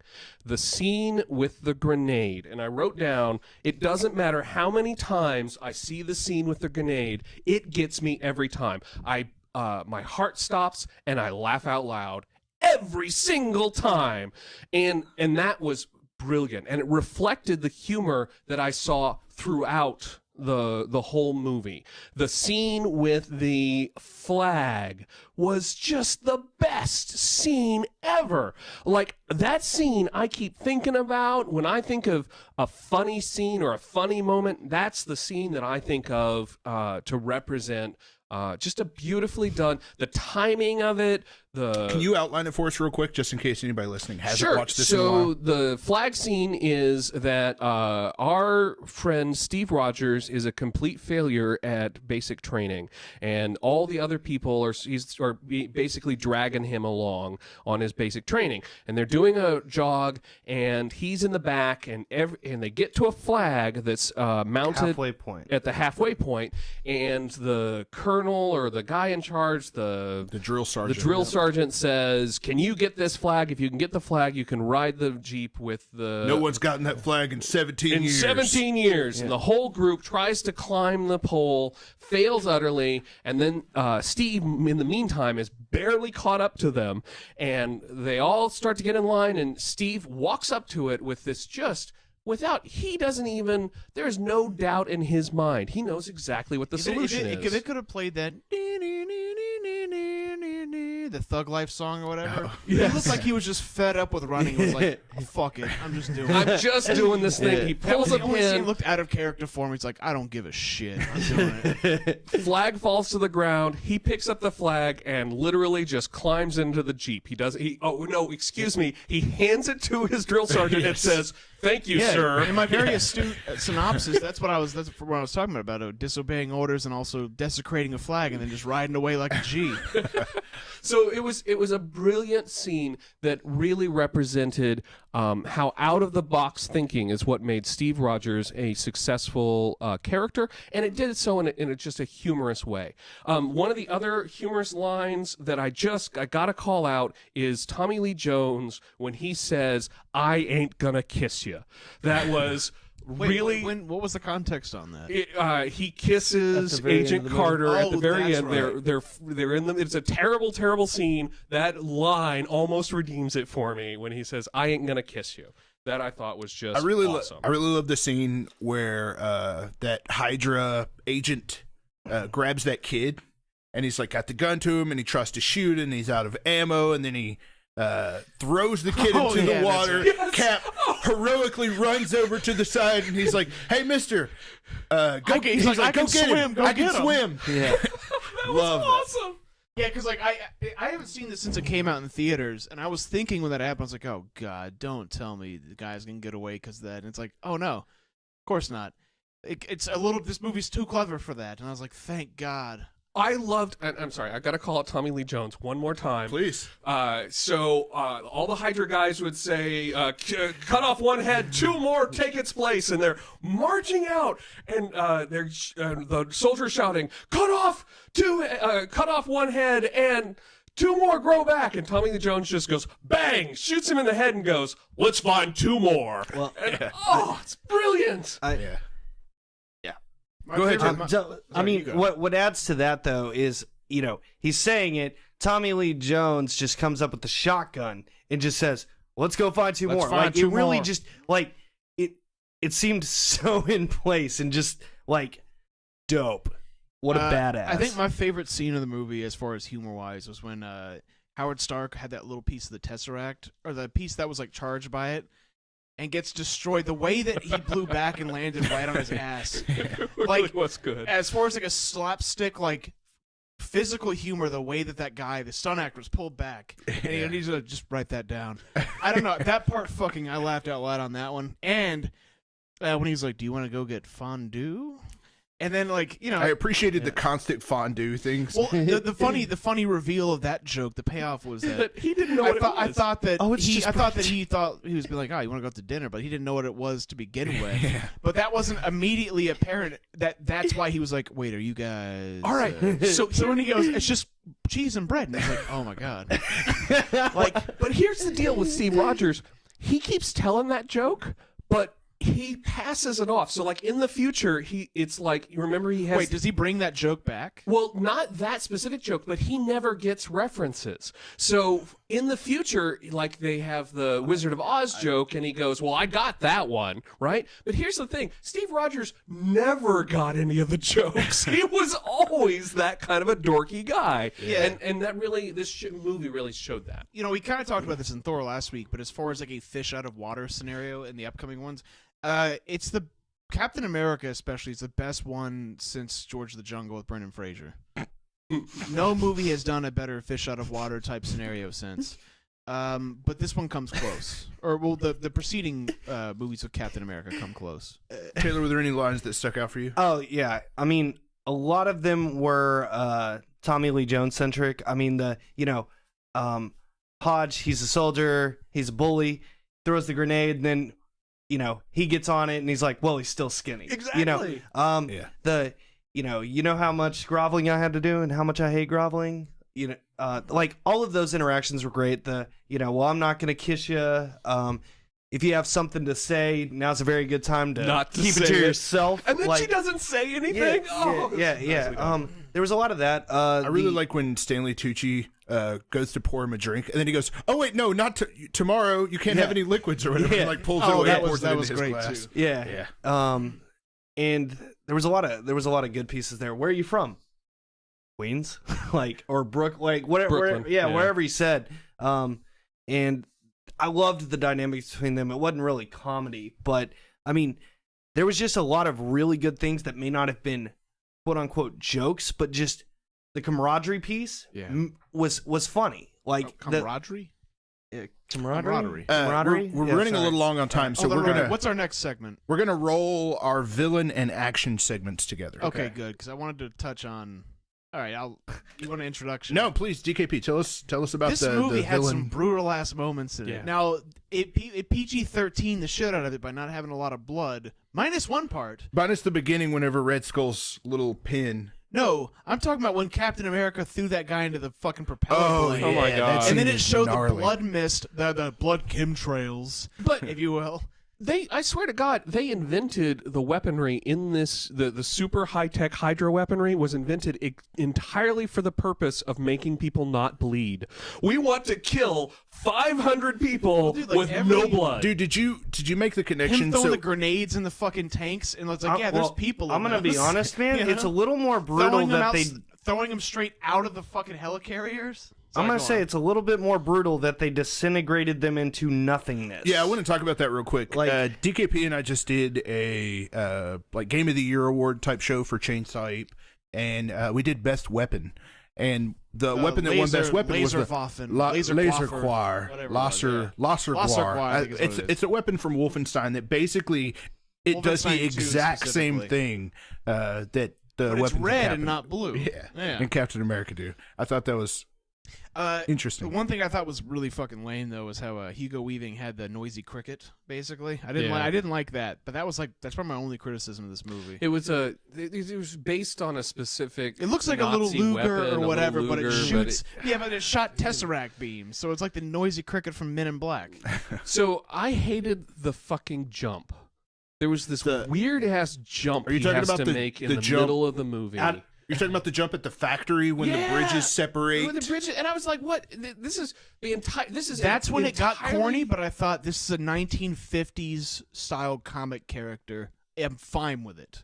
Yeah, but it reminded me of Star Wars for some reason. It did. Dude, this movie reminded me a lot of Star Wars. I was like the scene where the original trilogy specifically. The scene where he's on the motorcycle and he's like they're driving through and he's taking out all the different Hydra members who are also on motorcycles. That was so indoor. That was for me. once again where it's like if this movie didn't take place in the 50s, I probably would have fucking hated it. But I was like. It takes place in the 40s. You keep saying 50s. Yeah. World War II happened. I'm sorry. I don't know why I keep saying that. Yeah. 1940. Yeah, it's not that big of a deal. What a terrible mistake to make. No, really, stabbing that is kind of an embarrassing one. No, like I kept thinking. Well, here's my thought process for that. As far as I know, like the original 50s comics run of Captain America's in the 50s. I think that's why I'm saying that. But this was, I could be wrong. Stop. It doesn't matter. Can I get my fucking point across, please?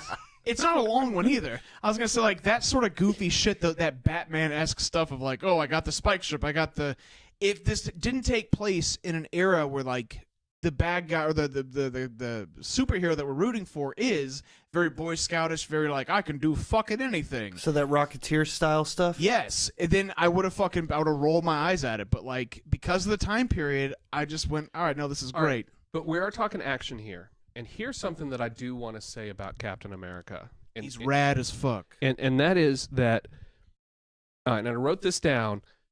I enjoyed seeing him using his powers more than any other person in the thing. That shield gets utilized more in this movie than probably So in the great. rest of the fucking franchise, and it's a bummer because it's awesome every time. It's gorgeous when he's jumping things, when he's landing, when he's rolling. Like Dude, when he hops on that tank and takes it with it in his fist and busts it down and pops the lock and then pulls it up and throws the grenade in. or So fucking great. Or like when he was like, even like when he's running at the beginning and he's not very good at it, And he but busts through the he window. busts through the windows and he gets up and he just keeps running after it. There's something about that I can relate to. Like you show me, Spider-Man has some of the same qualities. Like I could just viscerally feel how good it must be to be Captain America. Speaking of Pep, have you seen Spider-Man: Homecoming? I have. Okay, damn it. For some reason, I thought you hadn't seen it yet, and I was gonna be like, man, imagine when we get to that, and if you watch it for the first time, like have a completely fresh perspective. But We'll be doing that with Black Panther and, of course, Dude. Yeah. Wait, so when though? We can talk about this afterwards. I mean, I'll go ahead and bring it up now. We're gonna record the Black Panther episode. We're gonna record it after we see it, but we're not gonna post it until chronologically when it's supposed to go up. Okay, sure. So I think we should definitely record it when we're excited. But I wanted to call out that the action in this was not as fantastical as some of the other heroes. I could relate to everything that Captain America does, but because I could relate to it, I loved it even more. He didn't have to bring lightning from the sky. I feel like we watched the same movie. I feel like I watched some of the same movies as O2 guys, but I definitely think we saw the same I think the film. Bucky Barnes thing is the only thing we've disagreed on so far. So that's my call out on the action. I will say that I found the fight at the end with the flying wing to be not. Oh, you mean like as- the even the drive out to it. sure. I Okay, the X-Wing, loved. whatever. I loved The X-Wing. him assaulting the base. I loved the motorcycle. I loved him getting saved by Agent Carter, and then him being like, "Oh, I could totally make out with you right now," and her being like, "Dude, you're saving the day." But the number of times that happened in the movie kind of fucking annoyed me. I was like, okay, just do it already. So Sex scene, where is it? Do it. You don't need a sex scene. Just imply I the need a shit. sex scene. But then they Where's got the boat scene? Give us the boat even scene. just like a kiss scene. Anyways, but then they get Ib into the plane and he like leaves in one He of the leaves it, yeah. stupidest designed. Like the only stupider bombs are the ones in the most recent Star Wars Here's movie. what I thought. Here's the thought process behind that. Because I also had the Which, internal by the way- struggle of that in my head. The whole him becoming a pilot, him like knowing how to fly I planes. also thought about that, but he is really smart. But But is he that smart? hold on. Which was Yes, he is. Go on, Taylor. Did I make the point that you were trying to make those 45 things. minutes ago? Yeah, those things like that. Things exactly like You're what welcome. you just said. That's That the is problem. No, that's the problem that I had with Wonder Woman as a movie. Which, by the way, well. if We're talk, not- if we're not talking, doing- No, we're not I'm, doing I'm, DC. I'm Yeah. just just saying, if we're talking World War II comic book movies, this one is Hey, so fucking. let me just It say is because Wonder Woman's a World War War I I. comic book movie. Oh god damn Yeah. it, that's Hey, right. so it was just small things like that. Nothing that overall affected it. It was just me being the guy I Okay. am. It bothered me. Sure. But the bombs. Yeah. Can Those I were the talk? No, stupidest- hold on. No, they're not. Let me. The bombs that have like the words painted on them for Yes. their locations. Let me say this. So we know that the Hydra agents are fully fucking kamikaze. Like no matter In English. Clearly. they're clear. They're fine with killing themselves Mhm. and being like they're cult-esque. Why, if you could pilot that bomb rather than just drop it and hope it does well with the new technology, why wouldn't you do it? Now, if you want to call it stupid, it is, but I don't see it as like a cardinal sin of the And movie. I was Which there plane do I get piloted as a in? Get in bomb. the one that says New York on it in English. Oh, Exactly. wait, are you guys talking about the design and like practicality of those weapons, or like all the, of it, the fact all that of the it fact came that it, together in my mind to say, I was with this movie until Well, it's a little this silly. point. Okay, the very end of this movie is a little one silly. thing. So you know, like the I like don't know why. Enola Gay and all that we actually dropped, like had that gaudy painting with it on there too. Yeah. It was just I thought of that. It was just like a callback. To It just that. should have been written in German. It Okay, was a no, tiny okay. little thing. It just should have been written in German. That was it. But what do you mean? Like I don't know if they can speak German. They spoke English the whole movie. They sure did. They did. That's true. Damn. So maybe they just So don't maybe speak the whole German. movie actually sucks. Yeah, you know what? Now I think about it, fuck this movie. This Yeah, movie hey, stinks. so the issue that I had with the bombs was this, right? Not that they were a propelled plane bomb. It was that, say the Enola Taylor. you know, okay, so they fly it out. One drops, right, before a guy gets in it. We never hear or see I love or the scene of all those guys recognize like that flying out of the nuclear plane. explosion, which it was supposedly supposed to be, right? And then Oh, yeah. Cap flies it I had into that the thought too. Where I was like, goddamn wait, if you're cool dropping them here, just cool dropping bombs over the rest of Europe. That's Yeah, fine yeah. as long as it doesn't get to Chicago and New York. Yeah, I had that thought. So too. one of those dropped. We don't see an explosion for that. The second plane that Cap ejectocitos the guy, he gets back in that, flies it into the plane. It doesn't Perfectly. blow up. Okay, you know what? Doesn't Maybe, blow maybe I up. do have one or two small And that criticisms. How about this specially one? designed hangar about spots this to one? land You know- planes in it. You know when Captain America has the vibranium shield that can basically destruct anything, and he ducks under the propeller of the plane, like And it didn't break the propeller. I could stick my hand up and rock the shit out of half of this plane because the two propellers I got to drive between them, and then he just crashes down below. Maybe we all die, but we save the world. I thought that part was kind of fucking stupid, but like that's Yeah, that's kind of what I but got. he fundamentally flies a bomb meant to blow up cities into a plane. It doesn't blow up. Maybe What his the thought fuck? process was that he wanted it to blow up. So all of that broke me out, but here's a part where they brought me back. I was totally okay with the Red Skull's quote-unquote death. It wasn't a death. That is not a death. That's actually one of my favorite things is like, I've seen this movie multiple times, and I always thought that the Tesseract disintegrated him. He just went to Watching Asgard. it this time, holy shit, he just gets teleported somewhere. Somewhere. Yeah. No, that which is Which great. I would assume would be Asgard, but I don't know. I want him back. I want him back. We I can want bring him him in. I want him in modern times, and I want for that whole like Hydra thing. So hey, Agents of Shield, whatever. Like, no spoilers, but I hope they bring him back in a movie and not a TV series. What I would like, though. I would like to see him in like Guardians of the Galaxy. Yeah, me Well, too. I want to see him like in a cosmic role. but Or, like if he had been in one of those cages in Guardians, you That know, would've like been they bad. had What, the, right next to Howard the Duck. like next to Howard the Duck, there's the Red hey, Skull. but I mean, could you imagine going into Infinity War and just seeing, you know, like Oh, yeah. you know that cartoon-esque, comic book-esque grouping of villains, and you just see like All right, Thanos in his let me pitch you something. Oh, sorry. just you see Thanos in his guys, like you see all the other bad guys, and then just random Nazi costume Red Skull in the middle with all of these like seeming so out of place. It's just I want to see that happen. I want Thanos facing off with Captain America. Captain America comes up to Thanos, and Thanos says, "Oh, hey, I know you. You're Captain America. I got a friend here who's a big fan who wants to kick your ass." And boom, right out from behind Thanos comes the Red Skull. Mecha Red Skull. There you go. That's what I want. Anything All right, else so- anybody wants to yes, touch on? we've been talking a lot of shit about the climax of this movie. Yeah. I would like to point out one thing I really thought it did super fucking well. There was no dialogue for like 9 minutes. Didn't notice. Completely silent. Him like killing those people, him going down. There was no dialogue, and something that made it like eerily calm, but I don't know, made it more impactful for it. And that was Absolutely. maybe what I was paying more attention to rather than That's these I didn't bombs. even- look That's stupid. awesome insight. Like I'm definitely going to have to rewatch that. Guys, From the let's moment he turn gets the on the mics plane off. till he Let's talks fucking watch to- Captain- yeah. From the moment Put on Captain America. From the moment he gets like if you notice, like none of the guys even scream when they see him. They just pull out their knives and go, which it made sense they don't have guns because it's around all these fucking bombs, right?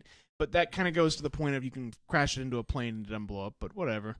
But yeah, there's no dialogue from when he boards the plane to when he meets Red Skull, and I thought that was really fucking awesome. Well, it makes sense. And 'cause maybe they I all just don't speak know German, enough right? about bombs at the time. I'll open that one up. But you can't just. Yeah, that is partially true. But I think we could probably go on for another hour, but Yep. we still We have can. quite a bit We of show gotta left, wrap, so, though, yeah.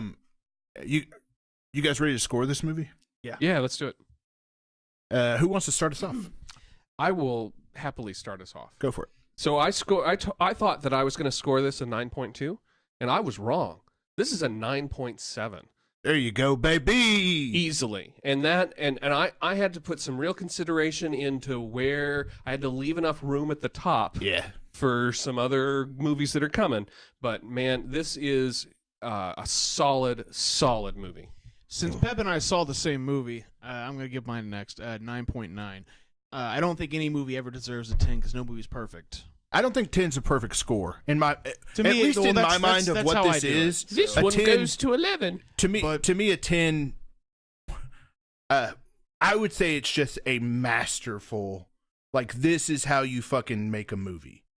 Like, to me, a 10 can exist. A 10 does not mean perfect, at least in my mind. Okay, well, But that's you my can score scoring however you gradient or radius, whatever. I'm shocked how good this movie was. I wish all the other Marvel movies were like this. 9.9. It's about as perfect as you can get. Is it me? Yeah, Taylor. Okay. I would say that this will, pending a few future films coming out, as of right now, There's one for sure that Oh, eclipses it for me. Well, I would say out of all of the movies that are currently released, this is my favorite, and it's a 9.5. Like, I've rewatched a lot of the films, Guardians, everything else. Like, 9.5. don't spoiler alert too much. I'm not, but the realization time that we I have you no, back. that's it. Like, the realization that I came to after rewatching it is this is my most consistently watched. It's the one that impacts me the most. It's my favorite fucking MCU movie. That's cool. 9.7. I'm right there with you, Peb. All right. I initially scored it, I think, a 9.5. Just because I was thinking about it in context of the rest of the universe. But, like, as this movie stands, like, what this movie gets right, the way that they establish Captain America as a character, but also establish the Marvel Cinematic Universe. Like, it stands alone really well. It has a great love interest. It's got an awesome villain. It's got good action. It's got everything that I would want in a movie like this. And I think that only, like, one, maybe two MCU movies are higher for me. Yeah, I mean, even the villain is good. It's like we talk about motivation a lot, and it's like, well, their motivation is just to take over the world. That's It's the lame. easiest But, like, motivation, but Well, is that's Hydra. perfect. Like, it Yeah. works perfectly. So, okay, I can excuse it in this one. Yep. So that brings us to what comes next, or do we go somewhere else? No. Next up, we have Secrets of the Marvel Universe. Universe. Verse. Next, is it? Universe. Let's just get to it. Let's get to it. All right, this is all the Easter eggs that happen in the movie. Number one. I can't pronounce this. Peb, you got me on this? That first? Yggdrasil. Yggdrasil. And the Tree of Life. Yggdrasil. Yggdrasil. I will say this: Agent Smith can pronounce it perfectly. Yes. Yggdrasil and the Tree of Life. So the scene where he gets the Tesseract, where he like goes and he presses the little button, the little eye of the snake. That area that takes place in is in Thor. That like town, that settlement that he destroys, that place is in Thor when it's showing the frost giants come to. Oh, no shit. That is the location of that's where that cool. battle takes place. That's very cool. So they just dropped the Tesseract, and they're like, we'll be back for it later, maybe. Yeah, and also that big tree, that big painting of the tree, that's the same tree that Thor basically draws. The World Right. Tree. The World Tree, exactly. Number two, Red Skull references the Tesseract as a prize item in Odin's collection. He does. He says, "quote the jewel of Odin's treasure room." I Exactly. like how you had that written down. I did. Yep. I noticed. Oh, I gotta say this. Yeah. Having seen Thor last week, made that first scene make so much more sense. Yeah, to me. Absolutely. Yeah, I didn't even catch those references several times watching that movie, but watching it this time, I was like, wait, is that the same tree? And then when I started, doing some Google research, I was like, oh shit, not only is that the same tree, like, it is a more defined version of what Thor was drawing. This is not necessarily a Marvel secret, but the scene where he gets the Tesseract, where Red Skull gets the Tesseract, he says, and the Fuhrer digs for trinkets in the desert. I was wondering, is that a reference to Indiana Jones? That is a reference to Indiana Jones. Joe Johnston, the director of this, was not the cinematographer, but he was a some sort of like action something for Raiders of the Lost Ark. Nice. He worked on Raiders of the Lost Ark. So I love that line. I love that It's line. brilliant. confirmed that they're in the same universe, because this movie has so many like Indiana Jones vibes to it as well. We didn't touch on that, but it totally does. I thought that was a DuckTales the movie Reference. Also a fucking great film. when they find when Scrooge McDuck's out in the desert and they find You talk about movies not getting a 10. DuckTales, the movie. Treasure of the no, Lost that, Lamp. that Definitely is a 10.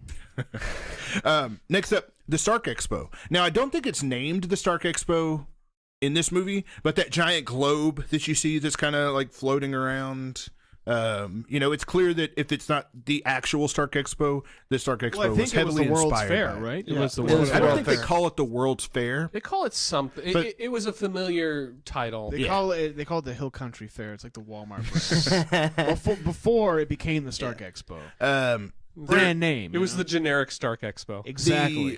Speaking of the Stark Expo, number 5, there is an OG Human Torch costume that's on display during that scene. That's right. Oh, I missed that. Back when Human Torch, before You have he... Steve Rogers walk by and go, ew. Yeah. Yeah, I thought it was kind of interesting. It's like, man, this Sort of Human a- Torch playing Captain America in a movie where there's a Human Torch costume. That was probably an homage to Kind of that. a don't make my suit green Yep. moment. Number 6. This was the same super soldier serum that we saw in Incredible Hulk, same color and everything.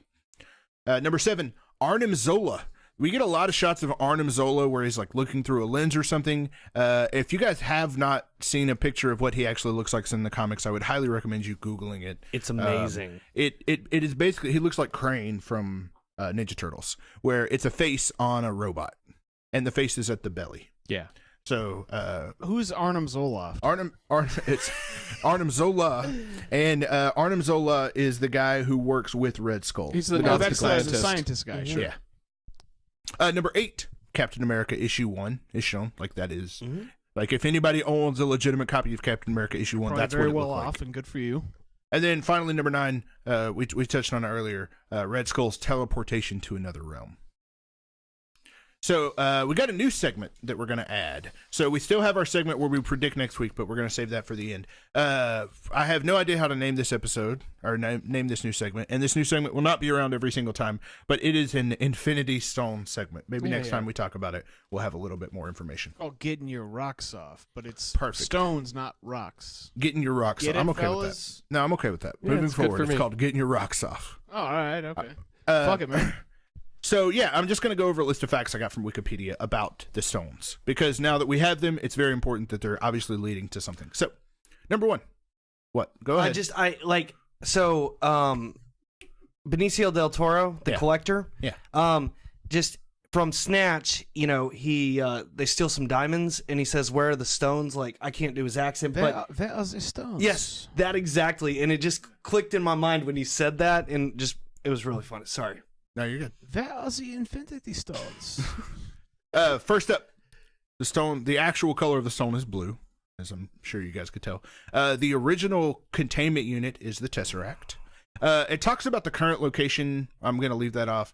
It talks about different owners, but I'm going to start with all the owners leading up through Captain America. So Odin has it until the year 965. And then the whoever is the guarder or keeper of the church has it until 1942. Johann Schmidt and Hydra have it from 1942 to 1945. So that'll give you a decent timeline. At least this is based on the Wikipedia. So that means the montage where Captain America fights That was is potentially 4 years. Yeah, cool. Howard Stark has it from 1945 to 1949. Right, 'cause And he then picks it S.H.I.E.L.D. up at has the it end. from 1949 till 2012. Do you mind As if we I see that? Just check the Of course. timeline real quick. Yep.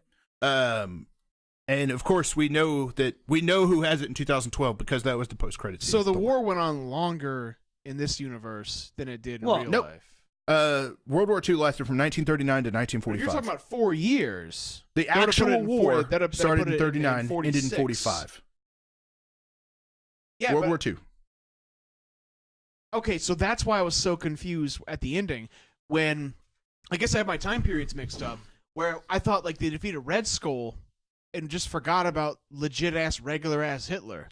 No, and that's why I was like, wait, why is everyone celebrating? Hitler's still alive. Like, that's still a problem. You have to go defeat the Japanese afterwards as well. Yeah. So, they were summarizing for us, I think. But it was like V-Day and like that sort of thing. Like, But that wasn't. that's why I thought it was just like alt history, where like Hitler had to take a back seat. Those two things were not. They may have appeared connected in that movie, but like taking down Red Skull is not what triggered all that victory. Yeah, I think that just kind of happened. Yeah. Okay, that's why I was a little bit confused. I was like, wait a minute, what about real ass Hitler, the one that like existed in this universe too? Like, that's still a problem, right? I do actually want to point something out about Red Skull and Hitler that I had never noticed till this time. Go for it. And they're both this German. Isn't really the thing that Believe it. it's not the right time, but I'm just going to bring it up anyways. Did anybody else notice that the Red Skull was named by Hitler? Oh yeah, he's like, he calls you the Red Skull or something. No, he says the Red Skull cannot be indulged any no, longer. the Red Skull has been indulged enough. That's exactly it. And that was the first time he got called the Red Skull. He looked and real after that, offended. He looked deeply offended. I mean, he immediately murked 3 people in response to it. So he's my like, point let me is, get my Men in Black it weapons. makes I'm about to me- fuck your shit up. You are a badass villain if you're named by Hitler. That gives you serious villain cred in Paul's universe. All right, so here's a description, again, based on Wikipedia. The Tesseract is named for its cube-like appearance and is capable of controlling space itself. So this is our space stone, providing the user instant access to any location throughout the universe if used correctly. The unique element that composes the Tesseract has also been used to create advanced weaponry by races like the humans.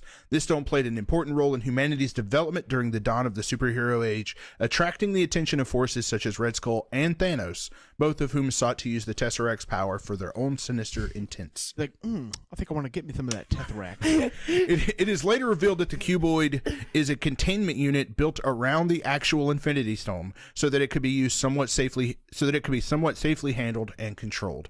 Despite that, touching the Red Stone barehanded can still have the dire consequences as seen with Red Skull. In Thor's vision, which hasn't happened yet, but I'm going to go ahead and read it. In Thor's vision, the Tesseract is shattered to unveil the blue space stone contained within.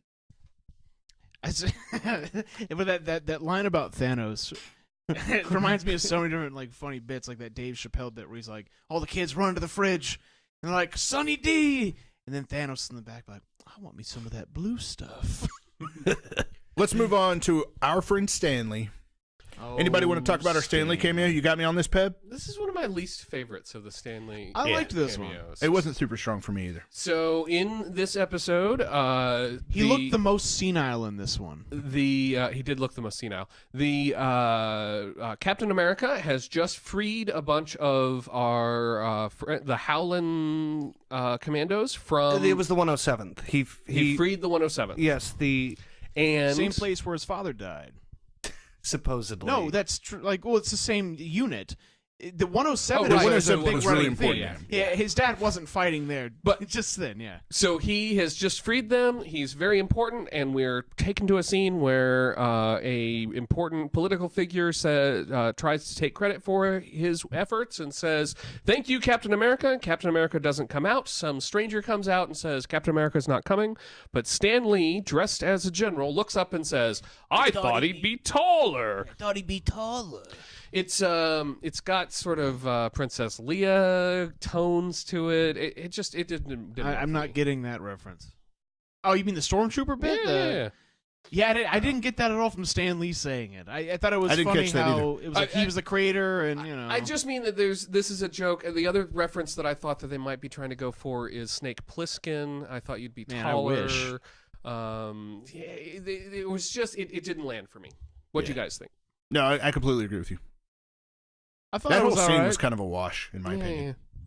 Well, the only thing, that scene, it was a wash because it reminded me how good the scene with Billy Crystal in Iron Man 2 was, where he's like, national treasure, Tony Robinson, or what's his face, Tony Stark. Yeah, it was reminiscent of that scene, but except there was no payoff. All right, let's move on to the post-credits. Get out your fucking checkbook moment. Get out your fucking checkbook! So again, You want to guide us through this one? Yeah, is Go that for all it. right? Yeah, So please. in this episode, Couldn't have been more obvious, get out your checkbook. Go it on. really would. In this one, Nick Fury steps into the room and to a Captain America who is beating up a hanging punching bag and knocks the punching bag off. And Wait, we're talking about the post-credit scene. Yeah, post-credit scene. Oh, Yeah, okay. this is the post-credit scene. Okay. You're looking confused because Yeah. you're thinking the scene that Yeah, ends the movie. sorry. Yeah. This is a post-credit scene discussion. Yeah, my bad. am I good? Yeah, we're good. You're doing great. Keep moving forward. So he punches the bag. For anybody listening, Taylor was just emoting again. He was. It was brilliant. Yeah, he punches the bag, and we're taken basically to a 3-minute trailer, 2.5-minute trailer. No. There's like one line. He gives one line, like, "Do you want to?" I forget the exact Are line. you sure the credits didn't roll then the trailer came? Because I skipped ahead. No, it was the credits and then the post-credit scene and then the trailer, And then the trailer, which And- was like a half-ass trailer. So That's okay. The copy that I watched wasn't that way. The copy that I watched, the movie ended right and immediately went to the gym, then played the actual then played the credits. Then at the end of the credits was the Avengers trailer. no shit. Okay, so mine, you got that little gym scene where he says, "What does he say?" He I says- don't even remember. I didn't He goes, write "We it need down. something, But it's a something team about his to next assemble mission. or It's something. Yeah, we're doing something. It's basically. If I remember correctly, Apologies something to about our listeners. it was something about sleep, right? And he's like, "I slept long enough, trying to get you back out in the world," and then has a mission, right? Yeah, and then it cuts. No, I got it. He goes, he's like, "Hey, what are you doing? You hanging out?" And whatever. But he goes, You trying, do he have goes, it. he goes, trying to get me back into the world. And he goes, "No, I'm trying to get you to save it." That was right. it. That was it. And then Yeah, see, I did boom, have it. it kicks into this trailer. Now I gotta say, Not for me, it didn't. I I watched the Blu-ray, so my guess is I watched the real. I watched the Blu-ray as I well. watched the pirated on Plex Media server version.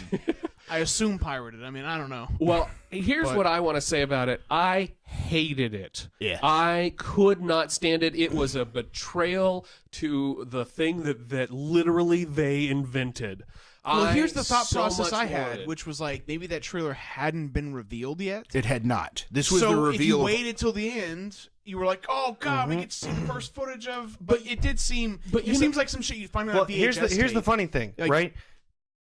You go to a movie nowadays, and you're like, you in advance want to know if there is a post-credit scene. Right, so Like, you know that's to a, wait. ne- that is now a as soon thing as that a they. movie is Which, over, by the way, I fucking hate those. Well, I love. I'm just saying. I don't like it's standing around like an asshole No, for fucking 8 But minutes. what I like is That's why when you you sit know down that and it just doesn't watch. have one, and all these other people are sitting there, and you just walk out, and it's like, ha! Yeah. These assholes don't know. Or if you're a real prick like me, I'll get out and stand right by the door. Sorry, guys. So be the first person Justice out of the League is not theater going to have a fucking post-credit scene. into the parking lot. Well, I felt that this was, you yell, "Get out your checkbook." This was such a pander. Yeah, that's what I mean. It was such so a cash obvious. It was grab. literally a commercial, It was man. literally a commercial, and I think they learned from it. So future for ones sure. get so much better, but this was the low point in the post-credit. Well, this is scenes them- in my Well, opinion. the actual, what I would consider the actual post-credit scene wasn't it's like bad. 20 seconds long. Yeah, Right. it wasn't too bad. It wasn't super great. I actually think that the whole scene that happened with him, being like, I was at that game, wherever he figures out that he's See, that not would've been somewhere the where he's. perfect That would have been an post-credits. amazing post-credit Yep. scene. Well- But I think that they were probably afraid people would not have seen. People did not see. Plus, that they scene. sold all that Acura screen time, and they That's wanted true. people to see it. So. No, I mean, here's the thing: that clip, that post-credit scene, is a direct scene from Avengers. Well, I we know. start getting a lot of that. No. But that's what I'm saying is that we get a glimpse at Cap after reconciling with the fact he is 70 years in the future. Yeah. Right? So I think it's actually great, and we're getting to see that interaction, and then holy shit, like Avengers is coming. Avengers is coming. So, like We do, but like, it was a fucking trailer. okay. It was it wasn't even a okay, I trailer. It want was to a point half out. I want trailer. to point out one thing. This is the last thing I have to say about this movie, but because this is about the trailer, and you'll okay. So during the trailer, it's like some assembly required. Get it? Oh yeah, And then they. that I was so thought- bad. And no, you say that was so bad. You know what I thought of was the Justice League trailer was like, get it? They're coming together. Come together. And I was like, man, this was so much better than that piece of shit. Some assembly Like, not the required is movie. I dumb. mean the trailer. Like, as far as how on the nose it was. This knew it was on the nose, and it was cheeky with it. the other Justice League trailer with like "Get it, come together." Did you catch that? Like this made me appreciate this so much more. And that's like that's about the last I can squinch out about this movie. But like, yeah, that was my last thing I noticed. When I was like, thank God that this is not the Justice League. Let's talk about Avengers. What do we think we're going to score it next week? Is that next? Avengers is next. Holy fuck. Yeah. So I'm ready to score it. I'm going to score it, I believe, a 9.8. I have not seen Avengers since I saw Winter Soldier, so it's been 4-ish years. But at that time, I thought it was one of the best movies in my like top 10 movies. It's one of my favorite movies. This is one of the few Marvel movies I've watched twice. Ooh. Watched it in theaters, and when I bought my new TV, the one that moves at like 60 hertz or whatever, like 5 years ago, I watched it again 120 on Blu-ray, hertz. or whatever it is. You know, the one where it's like, this looks too weird. It looks It's too like a real. soap opera. Yeah, I watched it again. I don't even think I finished it, but I think I'm gonna score it an 8. I think I'm going to give it an 8.8. I like this movie, but I don't. I say an 8.8. My guess is I'll probably be a little lower on that. I like this movie, but I remember specifically massively disliking the first half of it. I can't wait to see it. Well, I mean, I may not be queuing in on this next week, so That's okay. But Throw a 8. score at us. 8? It's interesting that we're all so low and Peb is so high.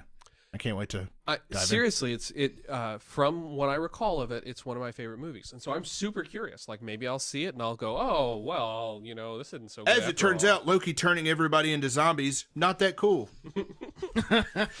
Dude, I really hate that Loki killed Dumbledore. I mean, Anybody have anything else they want to say about Captain America? You're looking or at me like I anything got else? that one. I didn't. Anybody?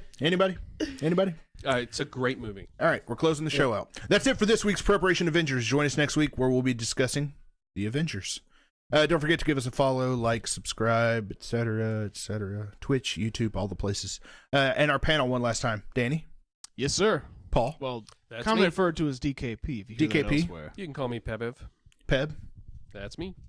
Bunami? or tasty or whatever. T Haste, Taylor.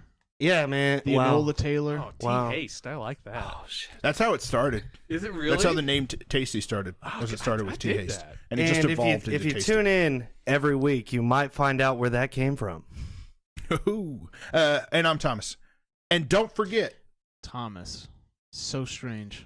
yeah, nobody calls me Thomas. I wish Nobody they would. does. It's always Tommy. Yeah, dude, because I see a tank Mayor engine Major when I hear Tom. that name. I'm a Tank Engine fan. And don't forget, Baskin Robbins always finds out. Take us away, Thomas.